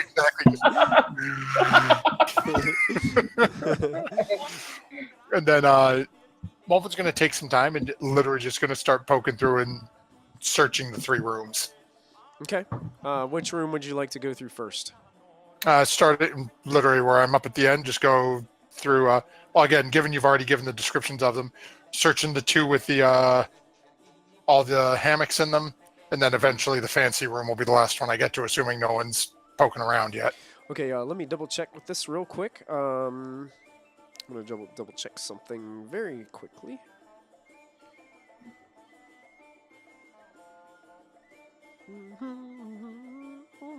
Yeah, the first 2 rooms, you can open the door without any problem. The doors just swing open. You can see that they're just hammocks and what looks like just small wooden totes that are around with personal effects in it. Basically worthless extra sets of clothes that you presume belong to the crew members of the ship. When you get to the last room, it is currently locked as you try to open it. It's Lachlan when you need him. You need a great grandpa. Is there a keyhole I can see through? There is. So, You try to see a little bit. All you can see is kind of like what looks like lavish purple curtains covering a window, and it looks like an area of where someone might cook. can I see the floor at all, or do I just see the curtain? Yeah, you can see the floor. It's mainly just a nice polished wooden floor. I'm hoping this will count then. Molfin's just going to mutter a word under his breath and Misty step into the room if I can see the spot in it. Oh. Okay. Molfin goes and just coalesces inside the room as he sees a spot on the pretty floor that he was able to That's pretty see. cool. And you're standing there, Molfin, right next to what looks like an empty aquarium with water filled near the top. Has an elegant kind of coral reef and some decorative elements inside of it. No fish, no creatures, nothing swimming around in it, from what you can see. Molfin will scoop a little. Just water? Salty. Very salty. Seawater. Lovely. Yes, definitely salt water. That's not pleasant. Yeah. Now you have that taste in your mouth, and it stays for hours. Wouldn't give her a beverage right now.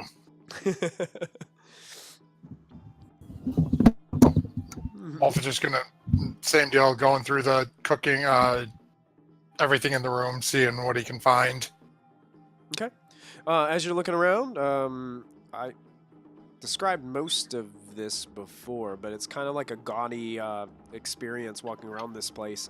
These scented candles and these gaudy carved sculptural candle holders. A lot of them seem to be portraying things like an octopus, a squid, a lot of like these sea anemones and things like that in the candle holders. Are the candles lit, or are they just there? No, they're just there. They're not lit. Basically, much of the light that's coming in the room is moonlight and the reflection of the moonlight off of the water from outside, so it kind of glistens, creating some unique shadows on the walls as you're standing in this room. You can see that into the table, there's a shelf that kind of sticks out from the table that the aquarium is on, where there's a small wooden chest sitting on this shelf. Molfin's going to grab a couple of the candles in the chest. Okay.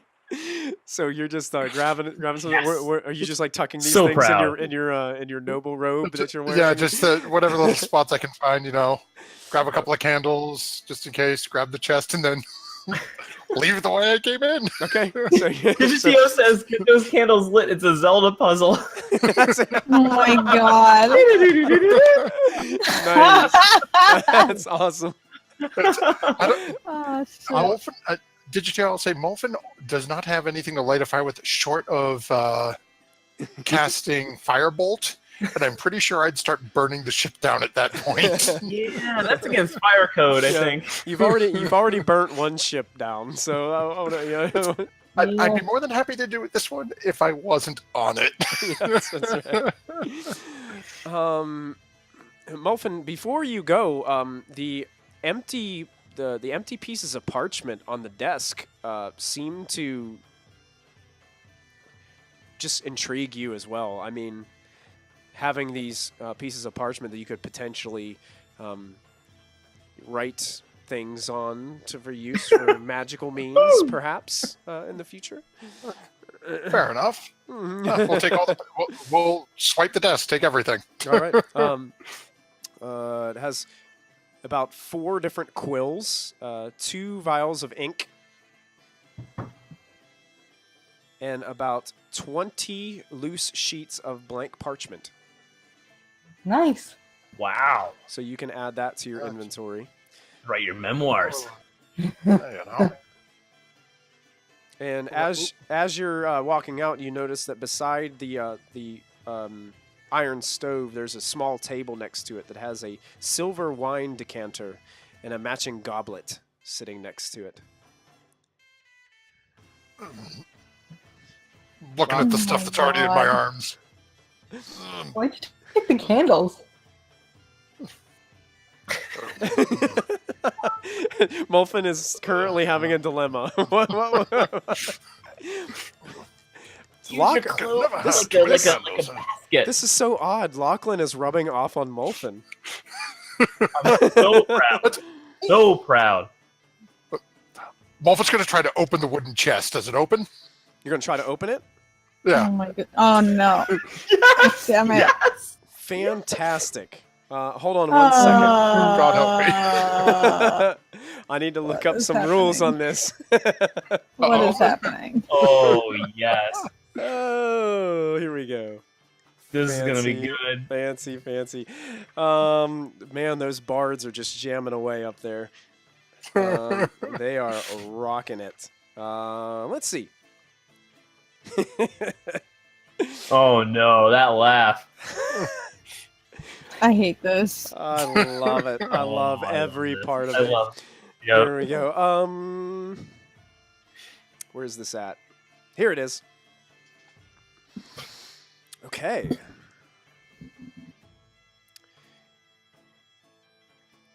Okay, Mulfin, as you start to open this treasure chest, all of a sudden, this needle springs out from the opening and sticks you in the wrist. Okay?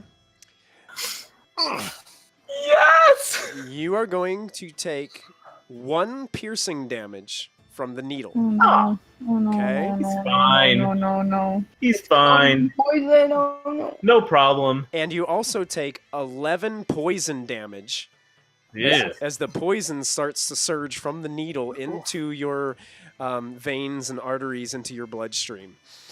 Now I need you to make a This Constitution saving throw, Mulfin. Oh, it escalates. Decent con, He's gonna so get lockjaw. Oh, unfortunately, that is going to fail. Oh. Now you are going to be poisoned for 1 hour, Mulfin. You have the condition poison for the next hour. Oh no. So as this thing jolts into you, you feel the pain, but it's not so much the pain that catches you, Mulfin. It's this feeling of just being sick. As just you start to sweat a little bit, and you're just like, you almost feel nauseous. And just, it's just a terrible feeling that's come across you, Mulfin. wonderful.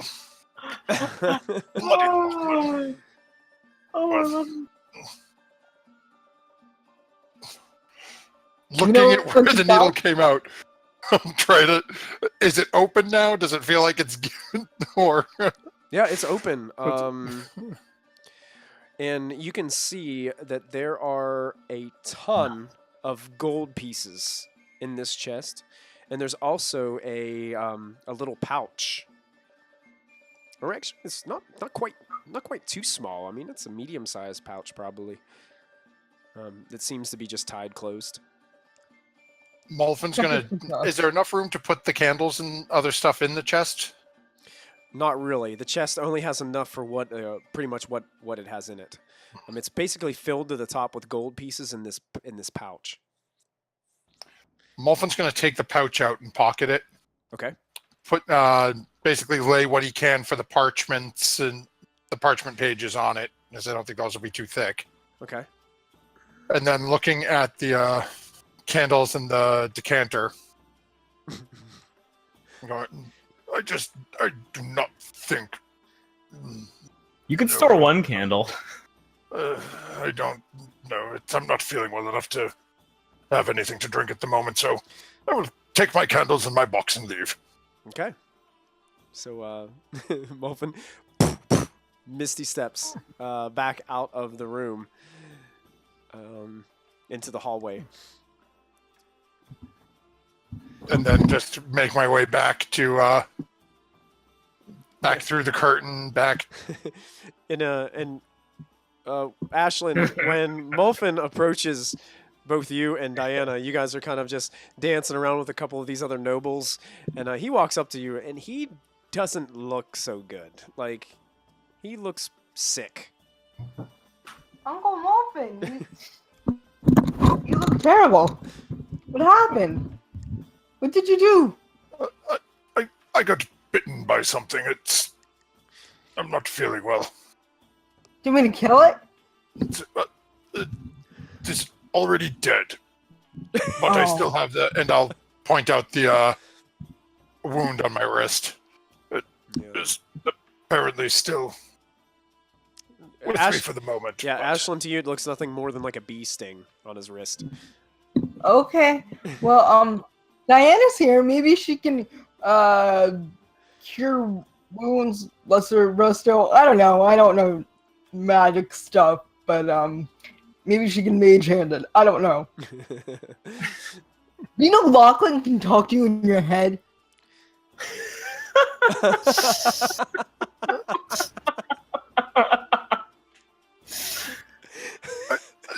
to be honest, It's Ashley, at the moment I terrifying. have no idea if I knew that or not. I've seen some of the things you can do, so it wouldn't be over shocking if that was true, but I'm not feeling overly well. I'm going to relax and... Why don't you sit down and I'll have Diana look over you or something. yes, I'll... somewhere I can step outside. Oh yes, this door over here. But I'm just going to go out this door over to the right and sit Do you want me to come outside. with you? Enjoy if you are having fun, my dear. I will survive. Okay. Okay. I boogie some more. All right, boogie in. Okay, so at this point, I'm going to say that we've got probably the ship has turned itself around and is starting to head back downstream. As they're heading back. Just quickly before is there anybody? all the dancing started. Yeah, yeah. I was Am I going able to down do- the stairs from up top too. So go ahead, JJ. JJ can go first. Okay. All right. I'm gonna grab 2 more martinis. Okay. And is Mrs. Wisden still outside? Oh yeah, she's just she's wiping Still in- tears. Yeah, the 2 other noble women are just kind of out there, patting her on the back, kind of consoling her, just trying to calm her down. It's she seems to be very much invested in her husband, who has been thrown overboard. Yeah. I'm gonna walk out with 2 martinis. Okay. Excuse me. Just a peace offering. Kind of hold out a martini to her. She grabs the martini and then looks at you and just throws the martini overboard into the water. At least it's not on your face. Yeah. That's true. I take it your husband does things like this a lot. No, it's not that he does things. It's that people like you always manage to, I don't know, win over others. Catch him out. Yeah. In your Catch him out. little game. Yes. Perhaps if he stops doing it, you wouldn't find yourself in these situations. Well, perhaps if people like you didn't put so much pressure on us to do things like this. But the more I see it, she sniffles a little bit. And when all things settle, it'll be just fine. We have enough money, we have enough wealth. Even if you go in and tarnish our name, it doesn't matter. We will be fine. Well, I have generously offered you my residence in Baldur's Gate, and as I said, it's the capital of industry and business on the South Coast. You will be among some of the most powerful nobles. And you're asking for our residence in Yartar? Yes, a simple trade, as well as your business, of course. Well, But with such wealth, surely you can just start another up in Baldur's Gate. that would be our plan. But when you say residence, which one are you referring to? The estate you offered me in the game. Oh, And don't tell me it was your husband that offered me. It was you. I see you're the brains behind all of it. well, that's fine. We have several estates to offer, and that is merely just one. And I am more than happy to pay your way to Baldur's Gate.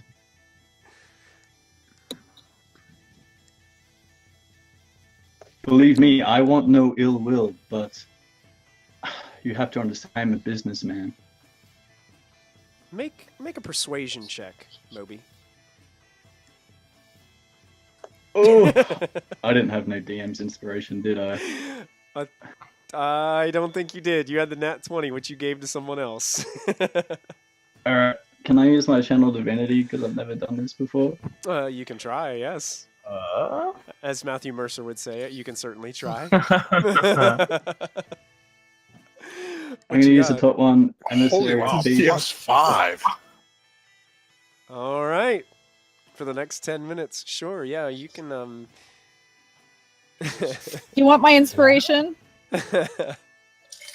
Oh geez, if you can offer it, I will certainly Yeah, take I'll it. give it to you. Okay, how are you giving it to him, Kallista? How would Kallista inspire Moby on this talk? Good question, because I don't know where I am right now. We can say that you're kind of scurrying around the ship and you see Moby outside in your little spider form. Spin the web that says something, like Charlotte. Yeah, can I do a Charlotte's Web thing? Sure. Well, I was what's the web gonna say? All of a sudden, over your shoulder, Moby, you start to see this spider up above, like where you're standing, just start weaving this web, and it's like rapidly like weaving. It looks like somebody casted haste on the spider. It's just going. It says, knock him dead. It says, bring the nobles down. You have been inspired by Kallista, Moby, on this roll. As you've I been take a moment to ponder just the fabulous artwork of the web. How relevant. Alright.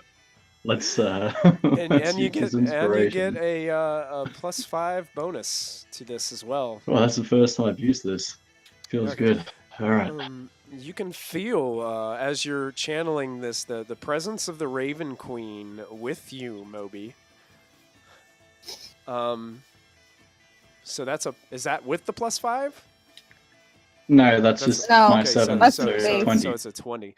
Okay, she seems to regain her composure a little bit, listening to your little spiel here, Moby. It's like, Lord Dyer, was it? Yes, Lord Danny Dyer. When the ship docks and I can reclaim my husband, we need to talk. I think negotiations could be made to where we both benefit. Oh, I assure you, we will both be benefiting from this. You more so than I. She kind of smiles a little bit at that. Well, I think it'll be a fair bargain for both of us. Absolutely. This estate fully furnished, all the staff you have on hand, and your business, and you have a new life in Baldur's Gate. People would die to get into the noble circles in Baldur's Gate, She just looks at and I am giving you a way in. She just says, I know. I absolutely know. That is why I can't turn this down. I appreciate your level-headedness in this matter, and I apologize for your husband. She kind of looks over the ship edge. He'll be fine.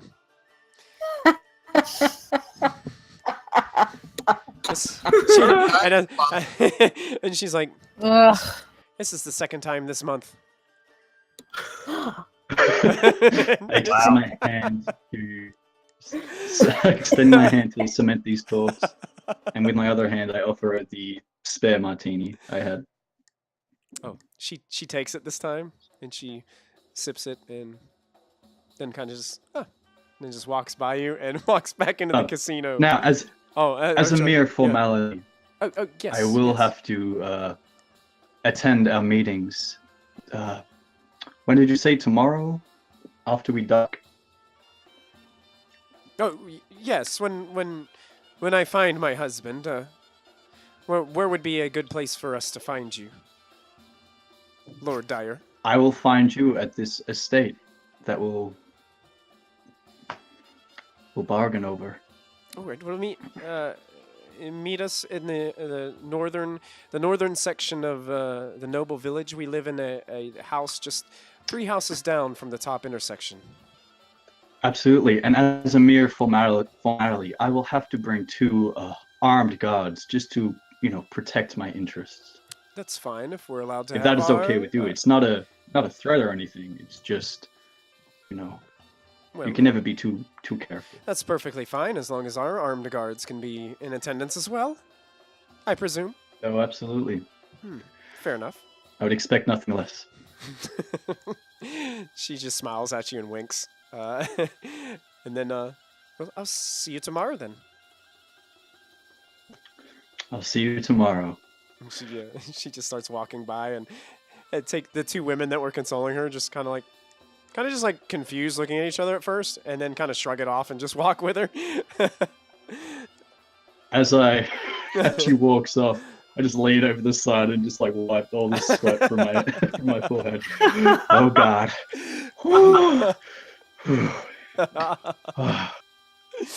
Nice. As you're leaning up over the side, you can hear some coughing above you, and you can see that Molfin is hanging over the edge, a story above, just kind of looking down in the water. He looks like he's sweating as well. You're both sweating over the edge right now. He looks, yeah, he's getting sick.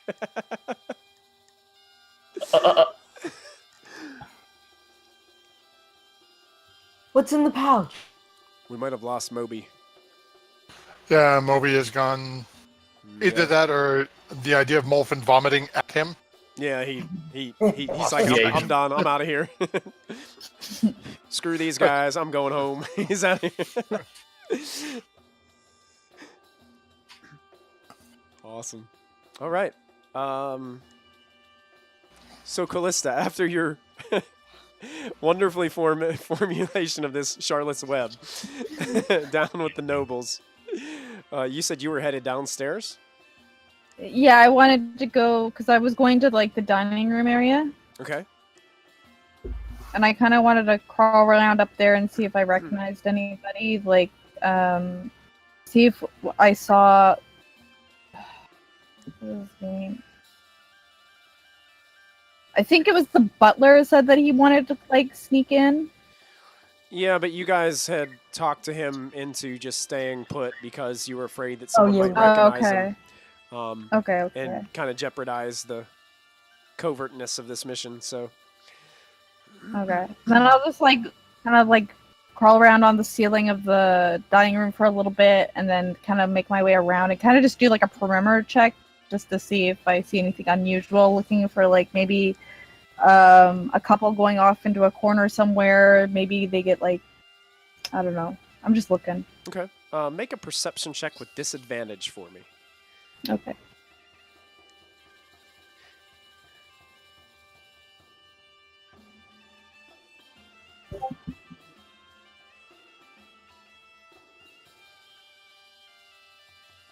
Okay. As you're kind of like looking around, nobody in the dining room area seems to stand out to you. Seems to be just a bunch of nobles enjoying their time out. You can see that a couple of people are just enjoying some meals inside here, drinking heavily, and it seems like people are actively going back and forth to the casinos. Nothing really stands out to you as you're kind of just crawling around the walls and ceilings of this part of the boat. Do most of these people seem to be like in groups or pairs? Like, do there seem to be any like lone people that are like kind of straight off to the side? There are lone people, but most of the lone people that are here are still grouped together. Some people came aboard by themselves, but are just engaging in noble conversation with other singles. You see that there are older nobles with wives, and different, and kind of having these little conversations. Not really anybody kind of like just standing off by themselves doing nothing. Seems like a lot of people this is where they go to like engage in conversation, maybe have business talks, or just have a good time. Some of the singles are just trying to get to know each other better. That's pretty much the summary you get checking out the dining room area. Okay. Double speed dating.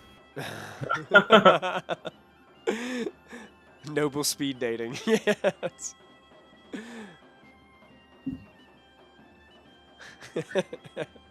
Ashland's trying to score a rich dude. That's it.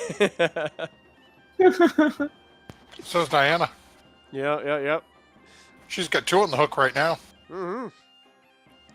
Yeah. It's probably because Ashlyn can't dance and she's like this by herself. All right. Still better than Molfin. Anything else that you guys would be doing at this point? There's really, at this I'm point, desperately looking for the party. You're looking for everybody. Oh, you're looking for everybody else? Yeah. Okay. Molfin, when he has a moment, is going to take a peek in that pouch and see if what's in there. Oh, Check it for traps. You take a peek into that pouch. It's rather dark to see in it first, but as you're kind of moseying through, there seem to be 9 gemstones inside the pouch of varying colors and cuts. I call one. They No look pendants? No pendants. They're just loose gemstones. They look nice. Damn. Very pretty. Back in the pocket. All right. Got you. And Man, we have to pickpocket that woman. I'm probably going back to wherever she was at the salvo table. Okay. Yeah. You head your way back there, Kallista. You can see that she has a younger male noble that she's currently playing a game of Sava against at the table as you guys come into view.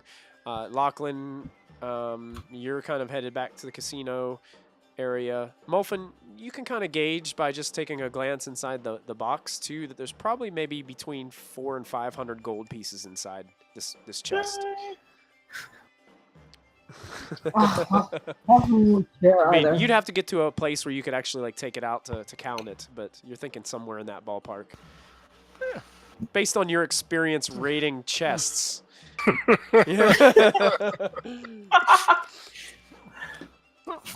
You actually All right. So, Ashlyn, you're still dancing. No, I'm debating whether to go back down. Well, actually, I'm gonna go back down and try to find Lachlan. Okay. You guys kind of all meet up back together in the casino part and things are getting kind of rowdy. Everybody's had a lot to drink. The ship is headed back towards Yartar now. You guys are on the second leg of this journey. It seems like the ship going downstream, it's a little bit smoother of a ride, and it seems to be going quicker. So the time might be not, the ship's voyage might be coming to an end here soon. What would you guys like to do as you reconvene? I tried to Lachlan's mind. You tried. What? You're trying to read Lachlan's mind? No, to think into it, like give him a message. Okay. Even though I don't have magic, I'm trying to think like really hard. Like, Yeah. And I'm kind of looking at her like, what? What are you Yeah. the thing? She's just staring at you, like her eyebrows are doing weird stuff, and she's got both of her fingers like pressed up against her temples. Yes, exactly. Milady, is everything okay? can't you hear me? What? Okay. You should pickpocket Atalia. I say like really quiet, like. But I'm like looking around like, did anyone hear I think she's Ashland. got the medallion. Let us just wait until we disembark. I have a And meeting you still look scheduled. really sick, Uncle Molfin. What's wrong with you? Yeah, Gramps, you look terrible. I found a I mean, box. I'm going Lord to bit- listen to them, but still keep my eyes on them, on Atalia. I'm gonna listen though. Yeah, you're kind of like right above them, like hanging out, on another chandelier, listening to their entire conversation, just having yourself a chuckle, keeping your eyes on Atalia as she's playing this game of Sava with this young noble. Just, I got bitten by a box. But I'm sure I'm Is there a fine. beholder here? No, No? not a beholder, a box. Gramps, This wooden box. I mean, my lord, Oh. you should have brought someone who knew what they were doing with that kind of thing. Boxes. There was not one handy at the moment, but Oh. suffice that, there is no need to go seeking in people's pockets. I have a meeting scheduled with said individual after we disembark. Actually, speaking of individuals, lords and ladies, can we speak in private? There's a little incident that I need to discuss with you. Oh, well, I don't Oh. see why not. Okay. But I feel the Awesome. need. You have some very interesting chandeliers. Yeah, hey, where's is one of your group missing? I'm like looking around for Kallista. I'm gonna hide. I do not know it. Is Diana down with us? Yeah, I guess. Yeah, Diana's looking very sick right now, though. Like Oh. she looks Molfin is- like if green were a shade of what her face could be turning, yes, that might be what. Aw. Molfin is very pointedly sort of looking at Lachlan and then almost uncomfortably looking at Diana's chest because he knows that's where Kallista climbed into earlier. Mhm. And it's like, And having not known that Kallista can transform into anything smaller than like a wolf, I'm kind of like, why is Molfin checking out Diana?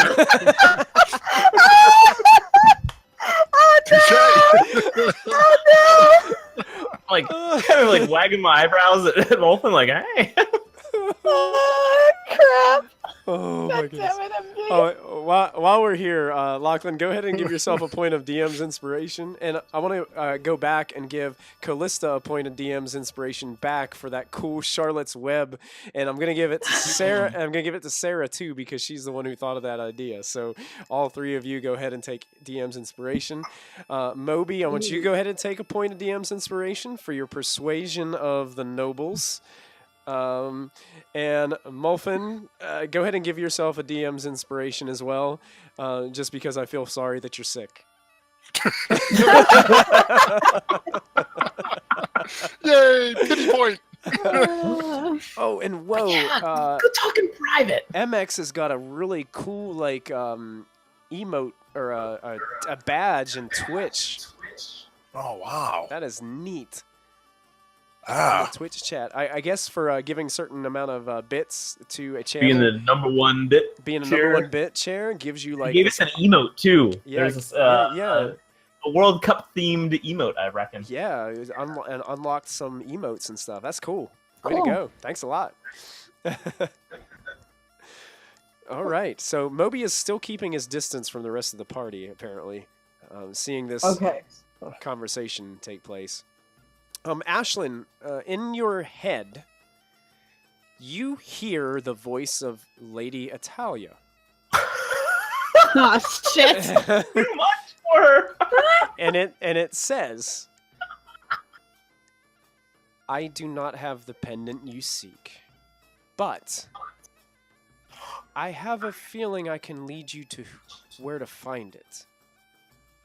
So you don't. I'm going crazy. So you don't need anyone to pick my pocket. I look over at her and go, okay. She's not even looking at you. She's just talking to the noble in front of her. I think hard back to her, like, okay.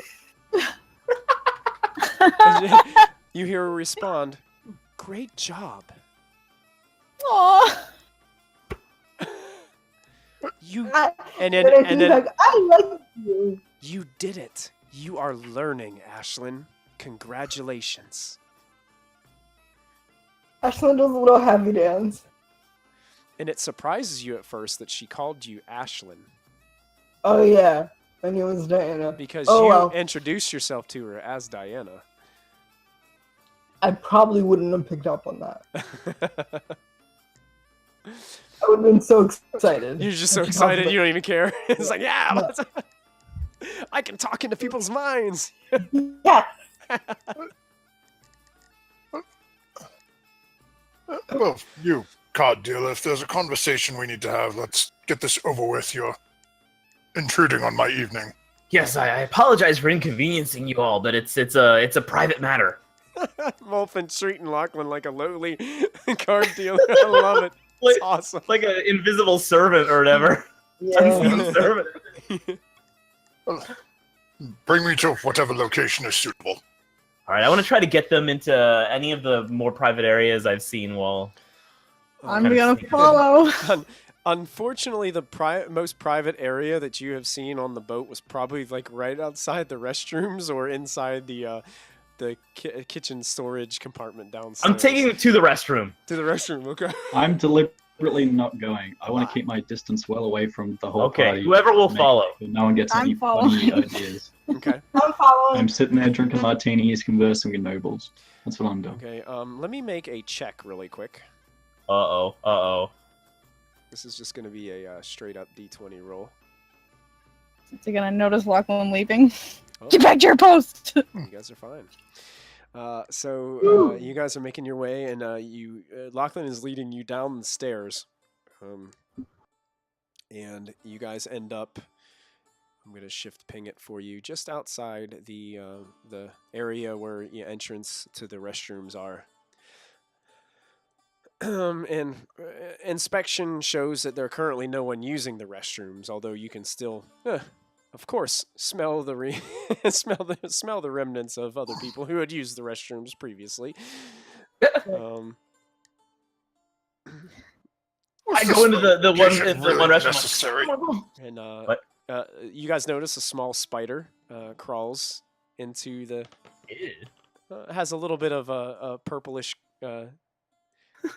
look to this spider. Would I That- have that- seen Kallista ship? Yeah, you guys have all noticed. You guys all seen her. Oh, shift well, into they a spider all- beforehand. Yeah, yeah. Molfen will take out his hold his staff up and see if she wants to crawl onto the staff and come down off the ceiling or whatever she's on. You know, yeah, she's I kind of just lean like towards crawling along the the wall. All right. You So- gonna come join? No.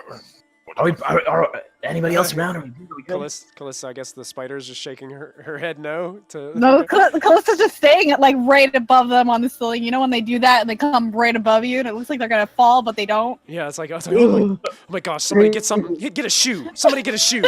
Yeah. Yeah. Just like throwing it up. If you fall down on me, Australia is Awesome. So Lachlan, you've let everybody down here. It seems like you have some Yeah. privacy behind the this red curtain. Perfect. Well, it's a good thing Kallista's not here because you guys are your minds are going to be blown. And at this point, I want to tell them everything. I want to tell them how I saw Kella, how she's looking for missing nobles, about Dryland wants to be the water baron, and Pao Ming's a wizard. Like I'm just like dumping. I'm like No more 90 than words per minute. no more than 2 minutes into your info dump, Diana goes, And it runs into the restaurant. Door closing behind her. Hey, did you know Atalia can speak in your head too? Who's Atalia? Oh, Atalia's the Stava player, and she said she doesn't have the pendant, but she said she could tell me. And she said I was doing really good with my telekinesis. Telekinesis, huh? Yeah, like you, Lachlan. Yeah. She spoke with me earlier after we were kissing outside. Wait, what? Ooh, Graham. was there tongue? Did you see her tail? She has a tail? I did not check if she had a tail, Lachlan. But I mean, I thought she didn't have a tail. You guys. I do not know if Atalia has a tail. Suffice to say, after Lachlan and Moby fingered me for a card scam, Shame. Atalia was kind enough to assist us and instructed me to meet with her after the boat has docked and to bring the one of us who is hiding in chandeliers. Wait, what? And Malfin will just look up at the ceiling and then back down again. Yeah, There's a spider up there, Gramps. it's a big purple spider. Yes, Oh. I understand it's a large spider, Lachlan. But Oh! somebody was apparently swinging from chandeliers, so... Somebody, like, I'm gonna slowly come down on. Oh, you coming down on Lachlan? No, I'm not on them. I'm You're just gonna like kind of like if they're in a circle, I'm gonna come down into the center. Lachlan, yeah, Just above them. your face is exactly like it is on video right now, and you see Kallista just like slowly moving her legs like right in front of you and stops right in front of your face, like just on this web, just like wiggling. is that you guys? Is you? Yeah. Yeah, The spider waves with one of its hands. She already jumped off the boat. You're not gonna be able to find her. I go back up. Scoots back up. Was Diana there for the part about... Like, I know you said she would have run off in a couple of moments given how she was feeling. Would she have been there for the portion, assuming Lachlan told us about her not The high feeling priest? feelings? Yeah, he opened up. Oh, I think he opened up with about Kella being on the ship, right? That's the first thing that you said. Yeah. Yeah, so that kind of helped her vomit a little bit. You know. Oh, so she didn't hear the part about how Kella doesn't like feel emotions as strongly. Yeah, or... she didn't hear that part. No. Beautiful. Oh.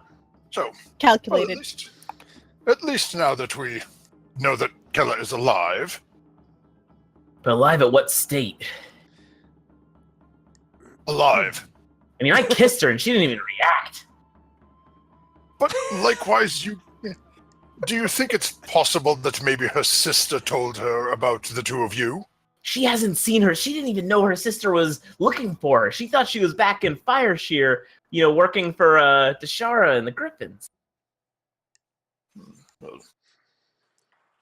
Well, yes, this is true. That's what she told me before she left, so... She hadn't heard from her in a few days, but I'm not sure when you and her had your moments together. Or apparently how many moments there were. So, It was But- innocent, so- Gramps. It was innocent.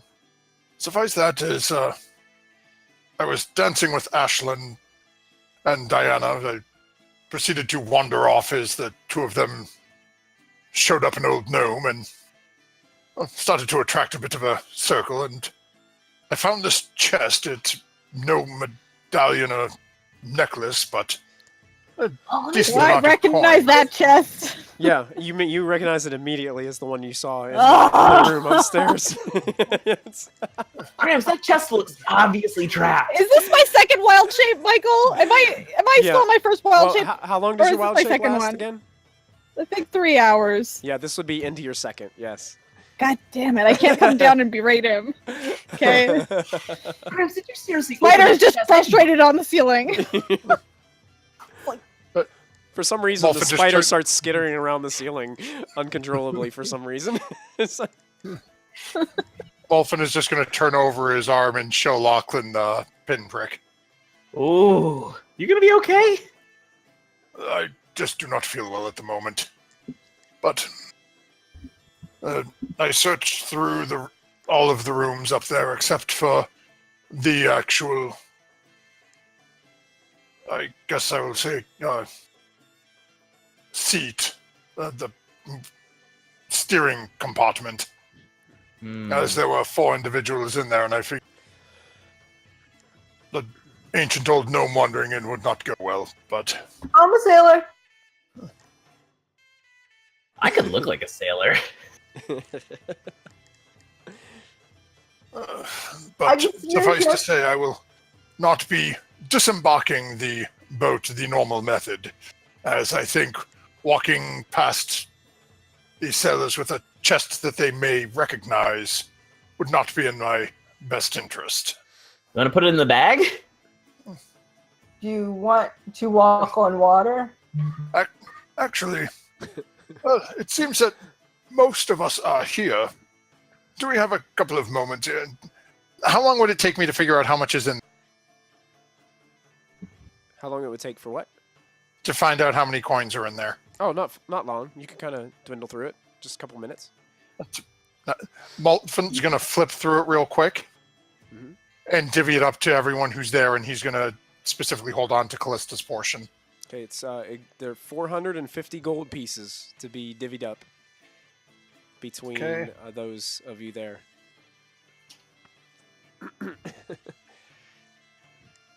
Who wants to do the math? I don't. Well, 20 wants to. There you go. 75 coins apiece. 75 gold. There you go. Everybody gets Well- 75 gold. Muffin, you'd be holding Gramps, this is on my to... inheritance? You holding on to Moby's portion because he's still upstairs. Yeah. He's not with you Oh, yeah, guys right sure. now. Yeah. Okay. So I've got Kallista's, Moby's, and You owe me 60 geese. I mean 6 geese. Oh yeah, don't forget to cash in your geese. Oh, I need to go find Moby and tell him not to forget to cash his in. ooh, that's a good point. I need to go digging and find what I ended up with from that endeavor. Cause yeah, I think robbing that the cashier probably a no-go. She's a wizard. Okay, we shouldn't do that. And what am I? Well, I wouldn't rob you, Gramps. What about me? Actually, I wouldn't rob you either. Okay. Because you can do your telekinesis. I know, right? I would know you were coming. Yeah. At this point, Diana stumbles out of the bathroom, kind of wiping off her face, trying to dry all the sweat and things off of her face. And it looks like a couple nobles are walking downstairs, perhaps to use the restroom, as you hear the clops of some footsteps. All right, lords and ladies, thank you so much for your patience and your understanding. I promise it'll never happen again. Malfin's gonna wait until the footsteps get a little closer. Walk out, hopefully still with some people in the group near him, and go, oh, well, that's the first time I've had that experience in a train. Mike. The one with multiple people in it, gentlemen, is quite lovely. And walk right up the stairs. Oh my goodness. Muffin heads his way upstairs. Oh goodness. What about the rest of you? I'll follow, and I'll smile and wave at everyone. All right. they're all looking rather confused. I follow apologetically, like, I'm sorry. Yeah, I'll follow them. Okay, you're still kind of scuttering around stealthily as Yeah, on you're the ceiling, sneaking yeah. along. Yeah. Okay, The so you corner. guys head on back up. You guys headed to the casino. Yeah. Yeah. Molfin's going to stay outside Okay. on the side of the boat closest to like the Yartar side of the shore. Okay. Perfect. And Oh yeah, did you want to like water walk, or are you okay? No, Molfin. Actually, that's a lie. I have to go see. I'm going to call her Dragon Lady because I know she's got the dragon thing outfit. I'm going to go see Dragon Lady and cash in my golden geese. Oh, okay. One thing I'd like to mention too, Molfin, is an hour has probably passed by now, so you are not feeling sick as you did before. It's that Nice. seemed to wear off. You're not sweating as much. You don't feel as nauseous anymore. And as you're kind of looking out the windows, guys, you can see it's still dark, but you can see the lights from Yartar quickly approaching. Oh. And Molfin, you approach Pao Ming and start to get your golden geese to change it back out. How many golden geese do you have? I'm hoping this is right. I've got marked down up here 20 golden geese. Okay, so those are worth 10 gold pieces apiece. So you have 200. It translates into 200 gold pieces, and she just quickly. It's almost like she is. It's almost like she does this every night, and just takes those, counts them quickly, and just gives you your gold, and just kind of bows towards you, kind of remaining like stern faced, and just like kind of like watching you carefully. From what Moby had done earlier, but it almost seems as if, she just kind of, you kind of assume maybe she just took a mental note of you, and is just watching you closely to see what you do. Molfin will make his way over, find Ashlyn, and give her 60 gold to make up for the golden geese that You don't have to. I now I feel bad. You can have them back. Ashlyn gives him right back. Yeah. Molfin will start heading out to that. Certainly, here, have 30. Okay. And I go up to Helming and I give her 2 golden geese, and I said I had a bad night, and I just get 20 back, I think. Oh, so you just give her 2 golden geese back? Yes. She, I had a bad night. You're not the only one. And takes it back. Okay. Cashes in. Anybody else? Same deal. Yep, I go up to Pao Ming, exchange my 55 golden geese, thanks to Lachlan. There you go. 550 gold comes back into your possession. It almost seems like wow. It almost seems like Pao Ming is kind of just eyeing you suspiciously as she's handing all this. Like she doesn't like to have to hand all this out. Now, when will these deeds be returned to their rightful owners? Oh, the deeds. Yes. And she reaches into hers. And your deed was?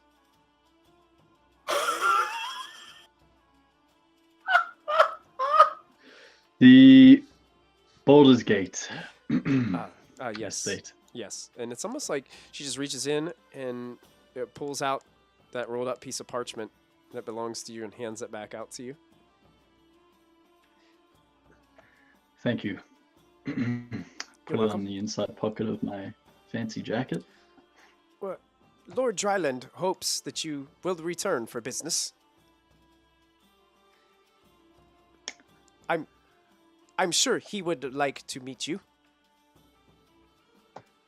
I look forward to meeting him too in the future. I tip my top hat. She kind of bows. I Still turn and walk she almost away. looks like she has a permanent scowl on her face, even when she's being nice to people.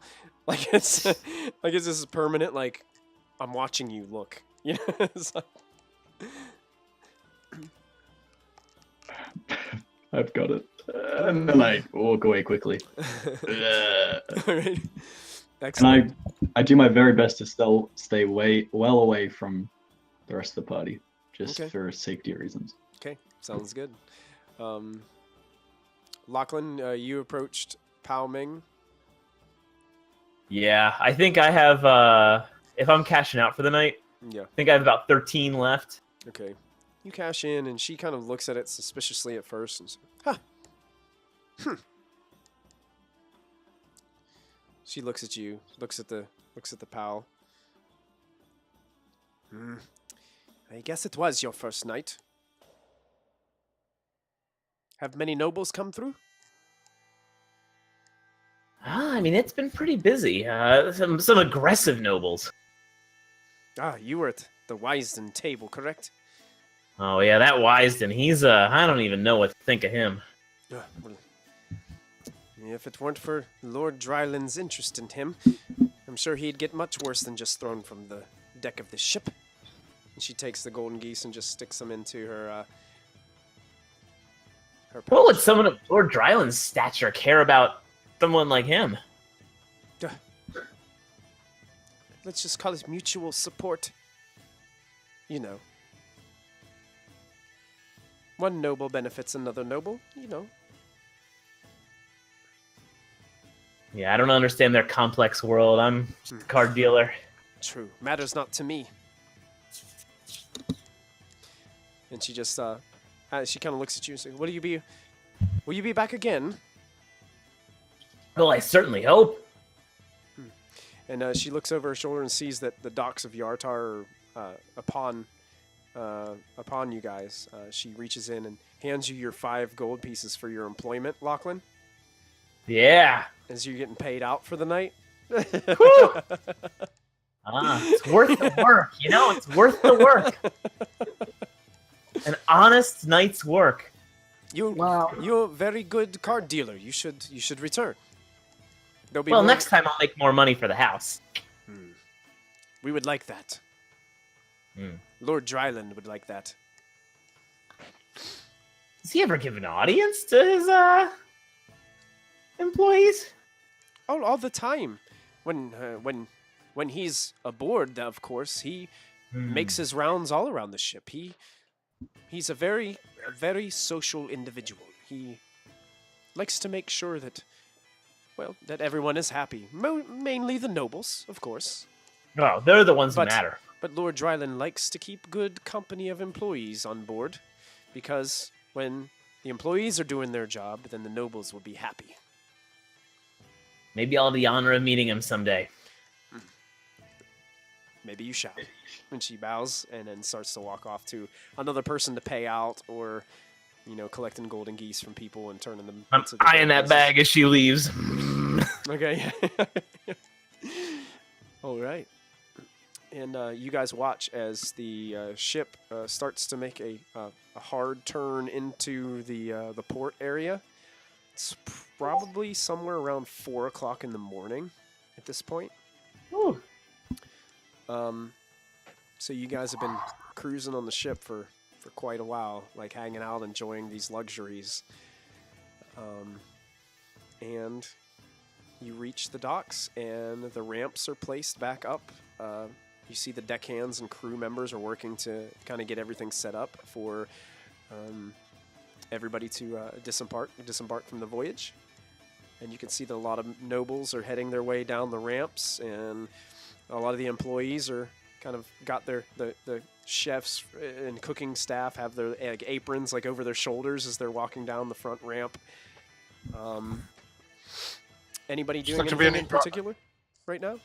Does look to be any guards on the ramp for people exiting? Are they doing any searches or anything on people on the way out? It doesn't appear that they're doing any searches, but there are guards present. There are 2 at the bottom of the ramp and 2 at the top, but it seems like they're basically kind of just bowing to the nobles as they go forth on their way. Doesn't appear like they are searching or doing anything like that as people are walking off. Mulfun's going to try to find the woman in purple and set himself 3 people behind her. Okay. Fair enough.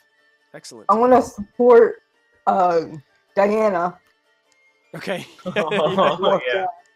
And I assume that a little spider comes and sits on my shoulder. Maybe. I don't know.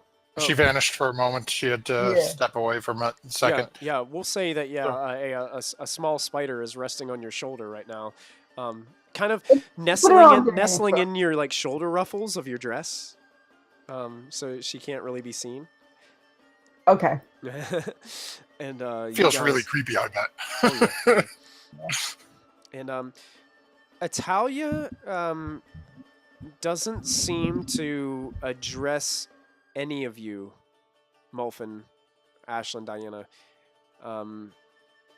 Just seems to kind of continue walking. She starts walking down the ramp. Moby, you had watched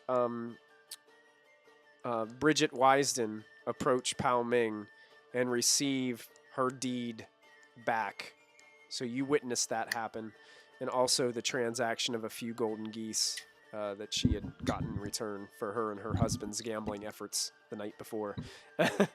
And you guys are pretty much making your way down the ramp. And it seems like as the crowd starts to disperse on the outer edges of the docks, it seems like Lady Atalia just kind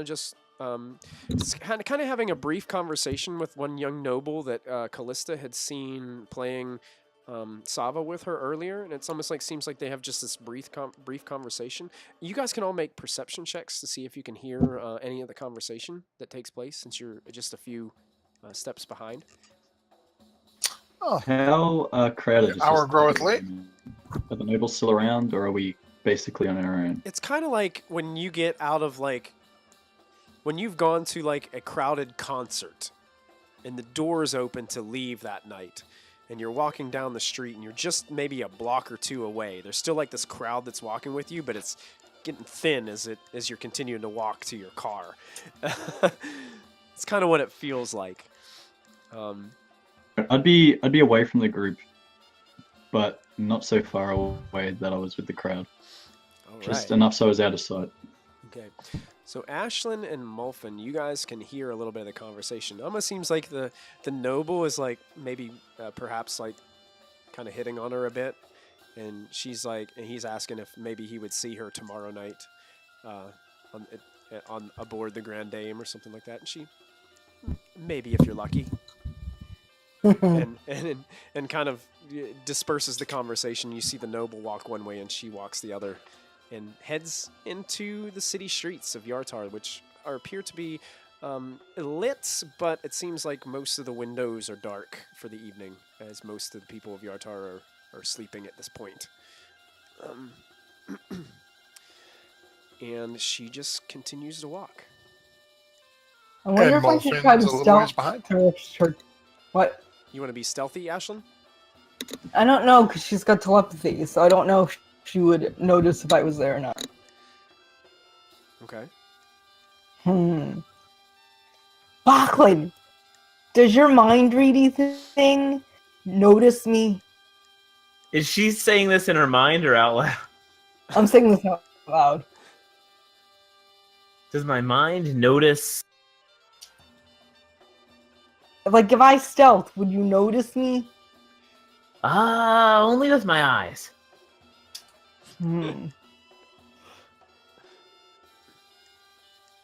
I can only talk in people's brains, then they can say a little thing back to me. That's creepy. Okay. Kind of is, I'm isn't learning it? too, though.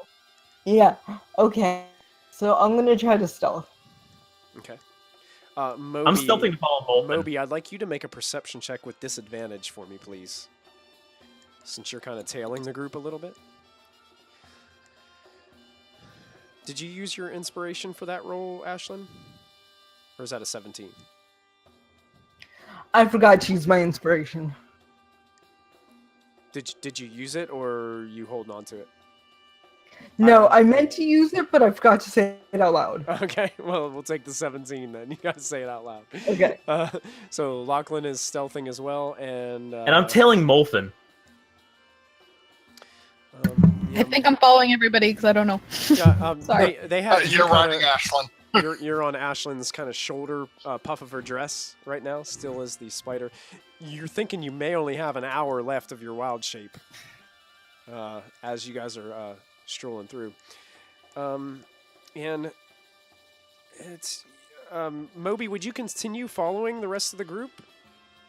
Tailing behind? Well, I don't want to go. I don't want to be walking anywhere until I'm 100% certain that there are no eyes on me, not being watched, and I'm completely alone. Okay. You kind of get to the end of the dock where things kind of disperse. You see your party following this woman in the purple dress into, kind of like the city streets beyond. Most of the nobles have dispersed, going to various streets, heading to different areas. Some of them look like they may be headed out to a different place. Some people might be headed home. There's a big mass majority of the group are headed down a street that heads to the north, kind of like where the noble district is. You see a lot of the employees like going into the other areas of the city streets. But you don't get the idea that anybody's watching you or there's anything suspicious. It seems like you look back at the Grand Dame, and it looks like most of the people have already gotten off of it, and it looks like they're just kind of prepping the ship. A lot of the deckhands are up there, kind of just cleaning up after the place. You can see some of the employees that actually stayed aboard and are kind of responsible for cleaning up and things like that. Seeing as I wasn't there for this little meeting that they had, maybe he's going to be a little bit confused, and he's going to stealth after them, but okay. Keep his distance. Okay, go ahead and make a stealth check for us. Can I use my inspiration? Of course you can. Thank you. You know what's funny? Even the people who knew about setting up stealth.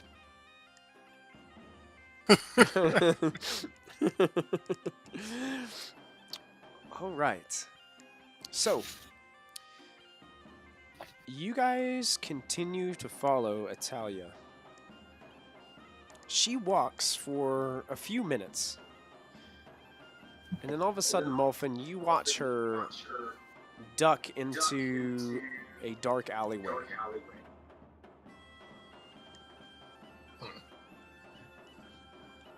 She's probably about 100 feet ahead of you at the time. And you just watch her go to the left, veer to the left quickly into the alleyway. Fun hangs left. I do not hang left. You do not hang left? Okay. I look into the alleyway, but I stand kind of on the corner of it. Okay.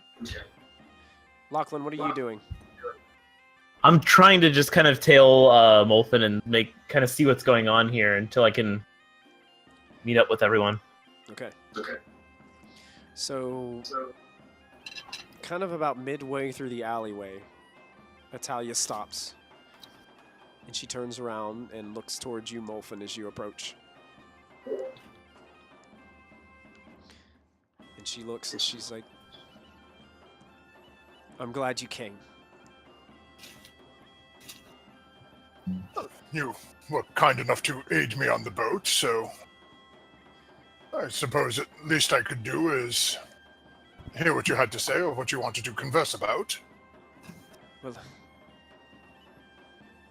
maybe, perhaps, since I evaded you, maybe you can aid me. I may be able to. What are you in need of aid with? You see, I do have some abilities. And in probing some of yours and Ashland's thoughts, I've discovered that you are in fact searching for answers for some disappearing nobles.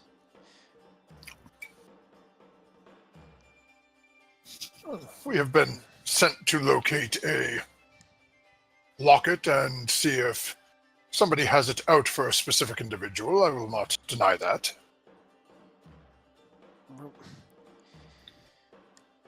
And the only thing we were given to go on was a extremely beautiful woman who liked to wear purple. she kind of she blushes a little bit hearing you say this, Molfin.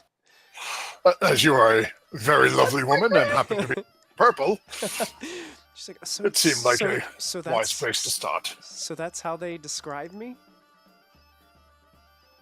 I'm utterly flattered. Why, thank you, Muffin. Just merely the truth, my dear. She looks towards Ashlyn, who would probably be kind of behind Muffin at this point. Did you kind of approach a little slowly? Yeah. Ashlyn, I know it was on your mind to ask about Arton, and I do have a terrible confession that, yes, I was involved in the abduction of Arton, but you must understand, I didn't do it willingly. You see, I was forced to by this evil sorcerer named Usith, who will absolutely kill me if I don't comply. I'm gonna insight that. Sure. Can I incite that? Yeah, you can. I am going to use You're my pretty. inspiration Sure. and insulate that. She has Wow. that speed. Nice. Often believes her. Beautiful people don't lie. Oh my word. Muffin, you don't catch any vibe at all. Like, seems like the story is straight up. Seems like a damsel in distress, so to speak. Just like those books.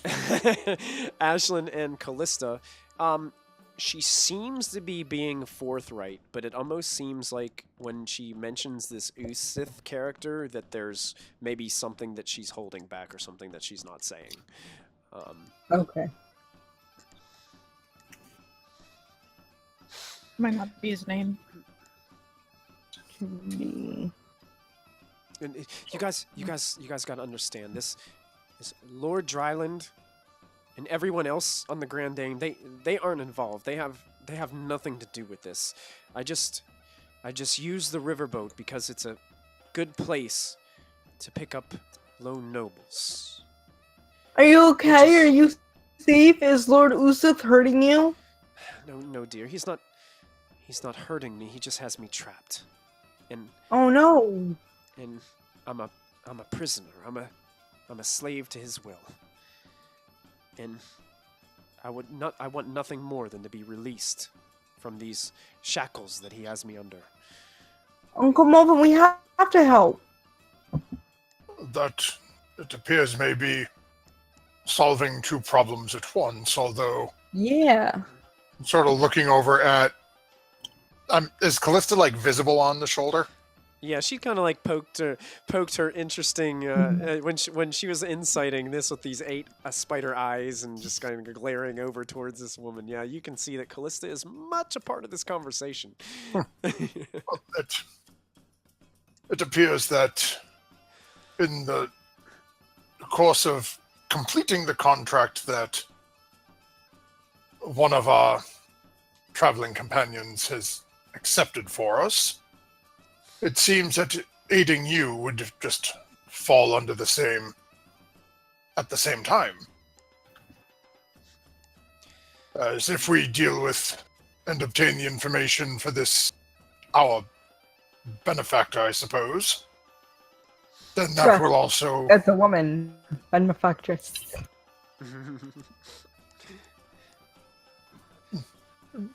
That's a good girl, Ashlyn. I'm learning.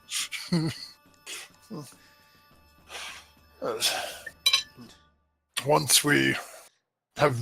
If you can get us to this location and give us information on this individual, it will enable us to resolve ourselves of that contract and perhaps aid you at the same time. Does Usith have the pendant? Well, to be honest, I don't know 100%, but I think he would. Now, see, Well, so basically what happens is when I pick up these lone nobles, I bring them back here. And she looks towards across. You can see there's a large sewer grate in the side of the alley. Well, I have to bring them there.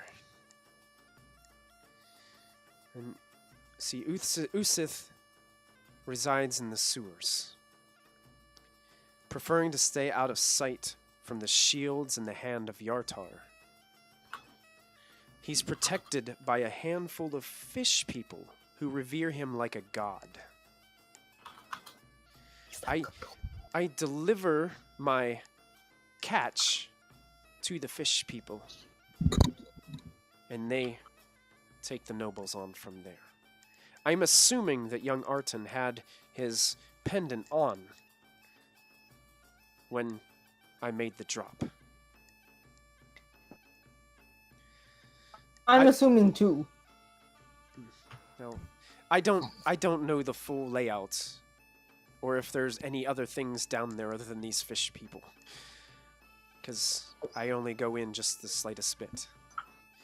But I do know And that. how do... After you, my dear. But I do know that Usith came to Yartar a few weeks ago, and was just initially so charming. See, he's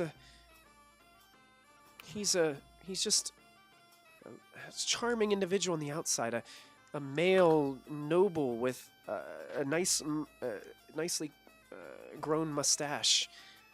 He speaks to you so generously, but on the inside he's just an evil and ruthless creature who has no regards to anyone else's lives.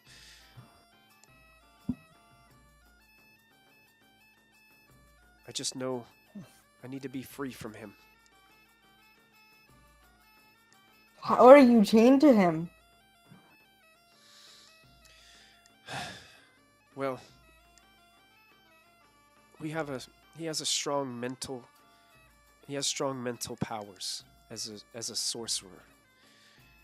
Mm. I'm afraid of what he is capable of doing. I've seen some of his powers in our initial meeting, but his will is strong. I even fear at this moment for him finding out what our conversation is about. I fear of this moment for him being able to take control of me and turning me against you. Aww. I just hope that doesn't happen. My dear, you said this individual is a sorcerer, apparently. And I hate to ask of this, is he a wealthy individual? That's how people describe me when I play Rocket League. That's Oh my awesome. god, who said that? That's awesome. That's awesome. That That's so cool. Twitch chat has been amazing tonight. Strong Who said that? I'll powers play it of in a Rocket League. sorcerer. She looks at you, Ulfin. What was the last thing that you had said as you were... Is he a wealthy individual? Does he have a decent supply of... I mean, I don't know. But I know he has power, and he's willing to use it in any situation under any cost. I don't know what happens to these nobles after I make the drop. I wish I did, but I'm assuming that he doesn't kill them. I'm assuming there's something else. No, he... Are we in an alleyway right now? Yeah, We're off the. Yeah, you guys are off the main street in like a dark alleyway. I'm gonna drop my B shape. Okay. She kind of smiled. Yeah, I jump off Ashley. I'm not gonna do it on her. That'd be cool if you just appeared on her shoulder. And you slam down and the one from the chandeliers. Molfin just sort of looks over his shoulder. A chandelier, Kallista? Really? You didn't say I thought you were... And once more, turn and look right at Diana's chest. She kind of looks at you, Kallista, and said, "Yeah, I couldn't see you either, but I could sense you. How? Well, like I said before, I can see into your mind. She's got telepathy. Then you know I'm not interested in this type of crap. I do know that. I don't have to dig very deep into your mind to see that, my dear. But I do know of your great power, and I do know that perhaps you could help me. That's Why should I? Kallista, can we help her? She's really nice. You guys can help her. Why should I? Because we like you. I like you too, but that's not a reason for me to help her. Because I want to hang out with you more. Well, you can hang out with me more without her. Okay. Okay.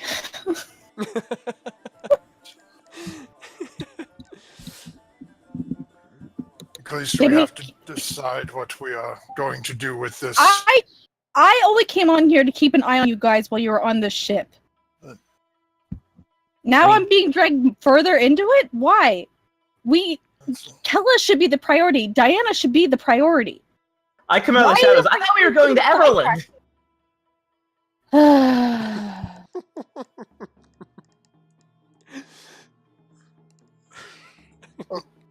I feel I like suppose we're it all- just procrastinating the inevitable. We just keep going off all on these other tangents when we should be focusing on the thing we came here for. To pass through on the way to Everland? Yeah. Time to go, guys. Lachlan, I There we was go. there. I heard everything you've said. And see, she's fine. Everything's okay. We can Is go she, though? Well, here's a better question. Did anyone tail Kella when she left the ship? No, I was stuck with you guys. I don't know who Kella is. She's a great person, Ashlyn. Not as cool as you, but great. Aww, I think. So we have two choices. Moby, we can see you down there. You're the reason we're even stuck in this conversation. Come here. We I need can't to be seen with decide you. what... Just in case.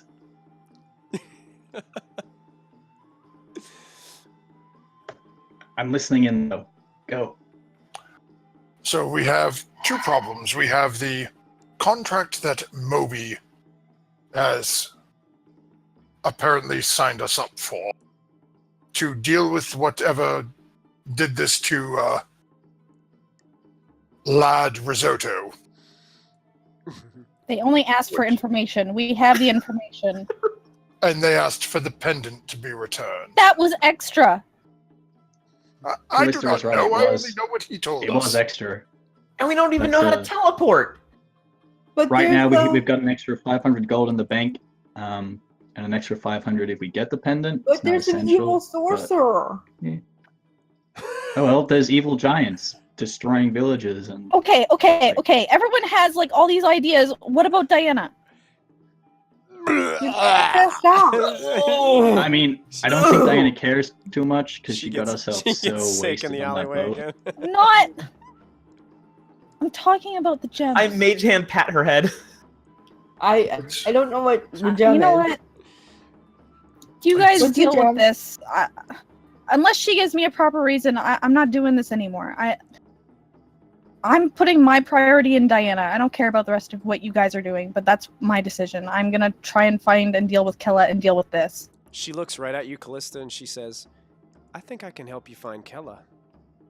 No, I like- that's not a good I idea think I at all. can find her myself too. You could. It might take you a little longer. I Hey, like let's her. leave Kella out of this.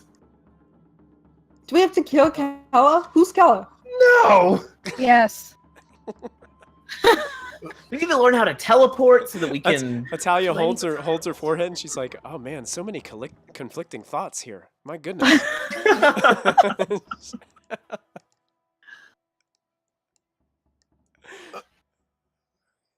Malfin is basically doing the exact same thing, just knowing that this is not going to go anywhere. Lachlan, you know that Kallista has sworn to kill Kella. We have to deal with the problem with Diana and the item. Well, I think we've gathered a fair amount of information there. I think we need to be able to now to combat what this is. We know that, we know what we can't do. I'm gonna pout. Ashlyn starts pouting. No one tells me about the item. No one tells me to tell it. No one tells Ashlyn anything. Molfen reaches in, pulls out the dagger. This is the dagger. This is the item. This is what everything is about. A dagger? I have a dagger. No, I don't. Lachlan has a dagger. Molfen will turn it over and hold it in front. About 3.5 feet away from Diana, though. No, he is trying to get this thing away from him. But she's also drunk, so it's okay. It's as you can see on the back here, it has Diana's name engraved. That's pretty. Molfen will tuck it back away, turn away so Diana can't see what he's doing. Diana was given a stone, and Diana, deal with everyone hearing this. I do not care at this point. She was given a stone. We shattered a stone that we took off of Kella before she fled. The reason we agreed to stop here, Lachlan had his own reasons. The reason I managed to convince the others to go through was to locate Kella to verify she was alive, which we have done. To convince you, Diana, to hand over your gem and have it be broken. Releasing you from the hold of this dagger. Why does that dagger have hold on her? I'm so confused. Magic is so confusing. Not gonna lie. That is a You're not the only much one longer confused. story, Ashlyn, that you will need to have Diana give to you. I will not go that far into. It's okay, I'm watching the back episodes. I swear, dear girl, some days you say things that are like a foreign language. I know, right? But that was our primary task in coming here. We got roped into dealing with this ravioli person because of us finding him outside. Yeah. Ravioli person. Risotto, ravioli, rigatoni, or whatever. He's a noble I care nothing for. But you're making me hungry at least. Well, it's 4 o'clock in the morning. You can eat after we sleep once we figure out what we are doing here. Kebabs. We should. Well, if Atella has a lot of information, maybe we can help her because she's got a lot of information too. Well, It doesn't. it boils down to how long will it take to locate Kella?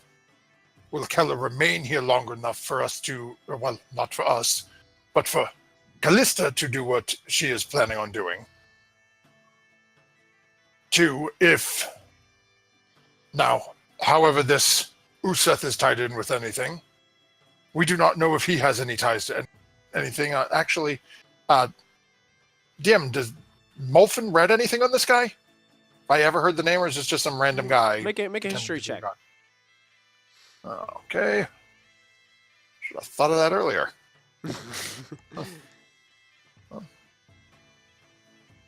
Yeah.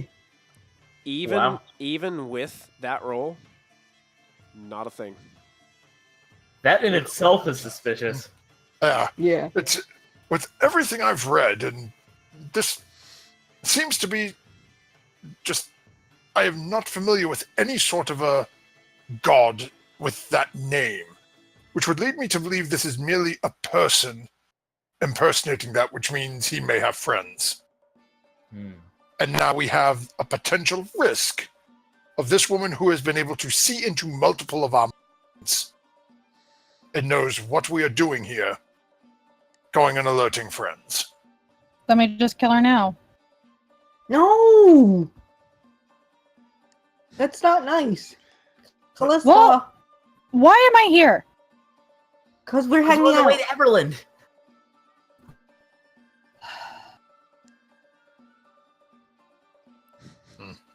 And What's I like Atalia doing? you, and I put the arm around her.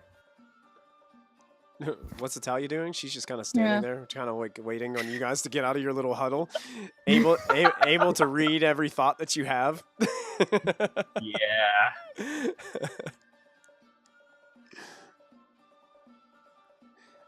When you said we should just kill her now, she took a couple steps backwards.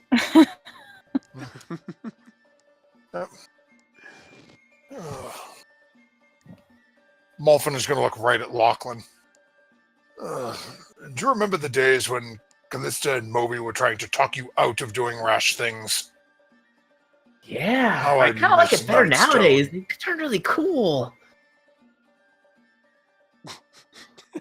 I just want to be done with this, Muffin.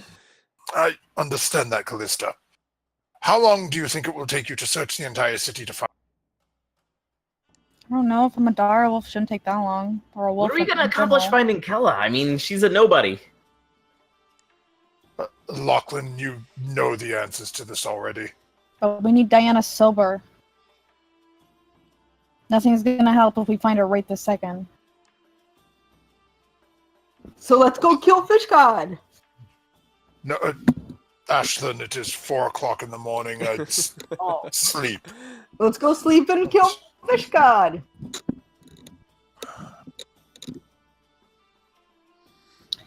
I'm You taking do Diana back realize to the that- room. Okay. You guys figure it out. You know where I stand, and I take Diana, kind of hoist her up, and take her back to the hotel. Attila, where do you live? I'm gonna follow along, pop the collar, just stick about 50 feet behind them. Okay. Oh, Atalia. Atalia, where do you live so we can find you?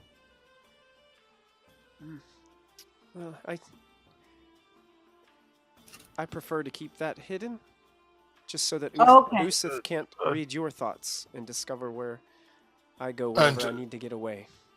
And Okay. suffice to say, one of our group did just threaten to murder her. Yes. I can understand why she would not want to share that information with us. I was Fair hoping. enough. I was really hoping that maybe she would use her great power to help. But Oh, that's Don't take it personally, Atalia. She does that to everyone. no, she has a valid point. We are meant to be dealing with giant problems, and we keep getting sidetracked. The problem is we now have an extremely wealthy family that Moby has indebted us to. I'm sorry, Moby and Diana, who both conveniently have decided to wander off with Kallista. And because of their actions, we have been put in a situation that Kallista does not want to be in. And now we are further left in that as if we continue along that road to get the additional funds that had Moby jump on this in the first place, that Kallista will be more upset with. But likewise, if we do not do this action, what will the revolutions do to us? Who are the revolutions? And we don't even know how to teleport. Archibald, Artanian, whatever that pissant of a Arden? noble who got us into the... There you... Yes? it is a soap opera, Digitio. It is a soap opera. Yep. I don't think this group has gotten into a fight for like 5 sessions. they only bicker at each other like the whole time. How many XP is that? It's like that's hard to calculate as a DM. Do these count as encounters? Encounter 1, bickering with Molphin. Encounter 2, bickering with... What's the challenge rating of that Yeah, one? He said 375 years to get old and bitter and angry. Try arguing with your grandfather with Alzheimer's. Atalia looks at you, Molphin, and she kind of leans down and she gives you a kiss on the cheek. And she says to you, she looks at you and says, let her know that I could make finding this Kella girl a lot easier for her if you would just do this for me. And all the information that you would need to suffice and to just to lay this Rosolio conflict to rest, all the information you would be need are found in those sewers. So that solves two And then- problems if we can convince them. And then she kind of gives you just like a gentle hug. And she looks at you and she said, I like you, Molfin.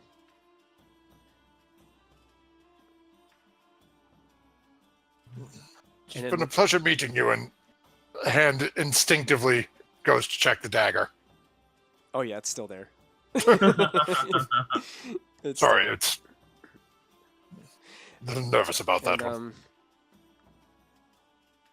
She begins to walk opposite from you guys, and Molfin, you can hear in your mind, if you decide to enter the sewers, be careful. Usith is very powerful. I know I can see into your mind, and I know how confident you are in your abilities. This is different.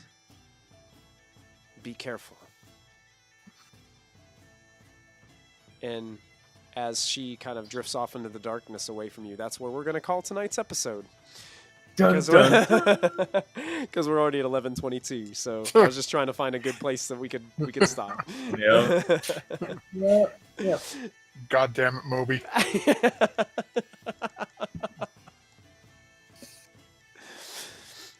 All right. Well, Somebody, all the side quests, guys! All the freaking side quests! It's the same Come on, side I never quest, finished unfortunately. Skyrim. It's Moby's fault. Uh, well, Oh, everybody who has tuned in, thank you guys. Awesome. We had a bunch of people tuning in tonight, watching us on Twitch. So thank you guys for hanging out with us tonight. Once again, this was Storm King's Thunder, episode 38. And once again, I don't know if I can't remember if I announced this at the beginning or not, but I'm going to announce it again. Next Friday night, we are going to be part of Roll20 Con. So we're excited to be participating in that. It's basically a virtual convention that Roll20 puts on each year, where they basically live stream different things for 2 days straight, like 48 hours of constant streaming. Sometimes they get dungeon masters on to do like general talks and Oh, dear things like God. that. So I mean, we are registered for that. I'm not sure exactly what that will entail, but we will be there. We'll be there next Friday for episode 39 of Storm King's Thunder. And thank you guys for tuning in to Proficiency Bonus. And don't forget on Mondays to tune in to Matthew's stream of Tomb of Annihilation, where he is running his adventures through the jungles of Chalt, which I think at the end of the last episode... Yep, I had planted a bean, and it turned into a 90-foot pyramid. yes, our group has found some magic beans and planted one. No, I won And- them in a yeah, dinosaur race. Thank you very much. That's much like Moby, Sarah and one of our other players frauded a dinosaur race. oh my managed- god. Oh yeah, so they got a ton of interesting stuff going on in that. That was yeah, so nerve-wracking. it's, yeah, I have a feeling the next episode is going to be exciting. So make sure you guys tune in on Monday night at 8 Eastern. Also, don't forget to check out Insight Check on Saturday nights at 9:30 Eastern. Christy is involved in Insight Check, so make sure you check those guys out. Great friends of the show. And don't forget JJ's announcement of Waterdeep coming to Proficiency Bonus in September. So as soon as that book releases, we are going to be live streaming it. So if you want to get to be a part of that group, we have an open casting call for that. So if you go to our Twitter and check it out, you can get more information on how to get an application and the information to apply for that. So make sure you guys do that. It's going to be great. Thanks again, MX, for all the bits. It says that you have activated a football giveaway for 5 others in chat. I'm not sure how that works. Goal. Cool. So- What? A football? Oh yeah, and quick speaking of football, I wish Australia the best of luck in their opening game of the World Cup tonight. Oh, yeah, there you I'll be go. Oh, getting you mean super drunk. soccer? Yeah, Big, not big not brand, not American which we won. football. We're talking about soccer. We're talking about Proper- No, fake. this is Proper sorry. football. This is real football. Real football, yeah. Not hand egg. Yeah, hand egg.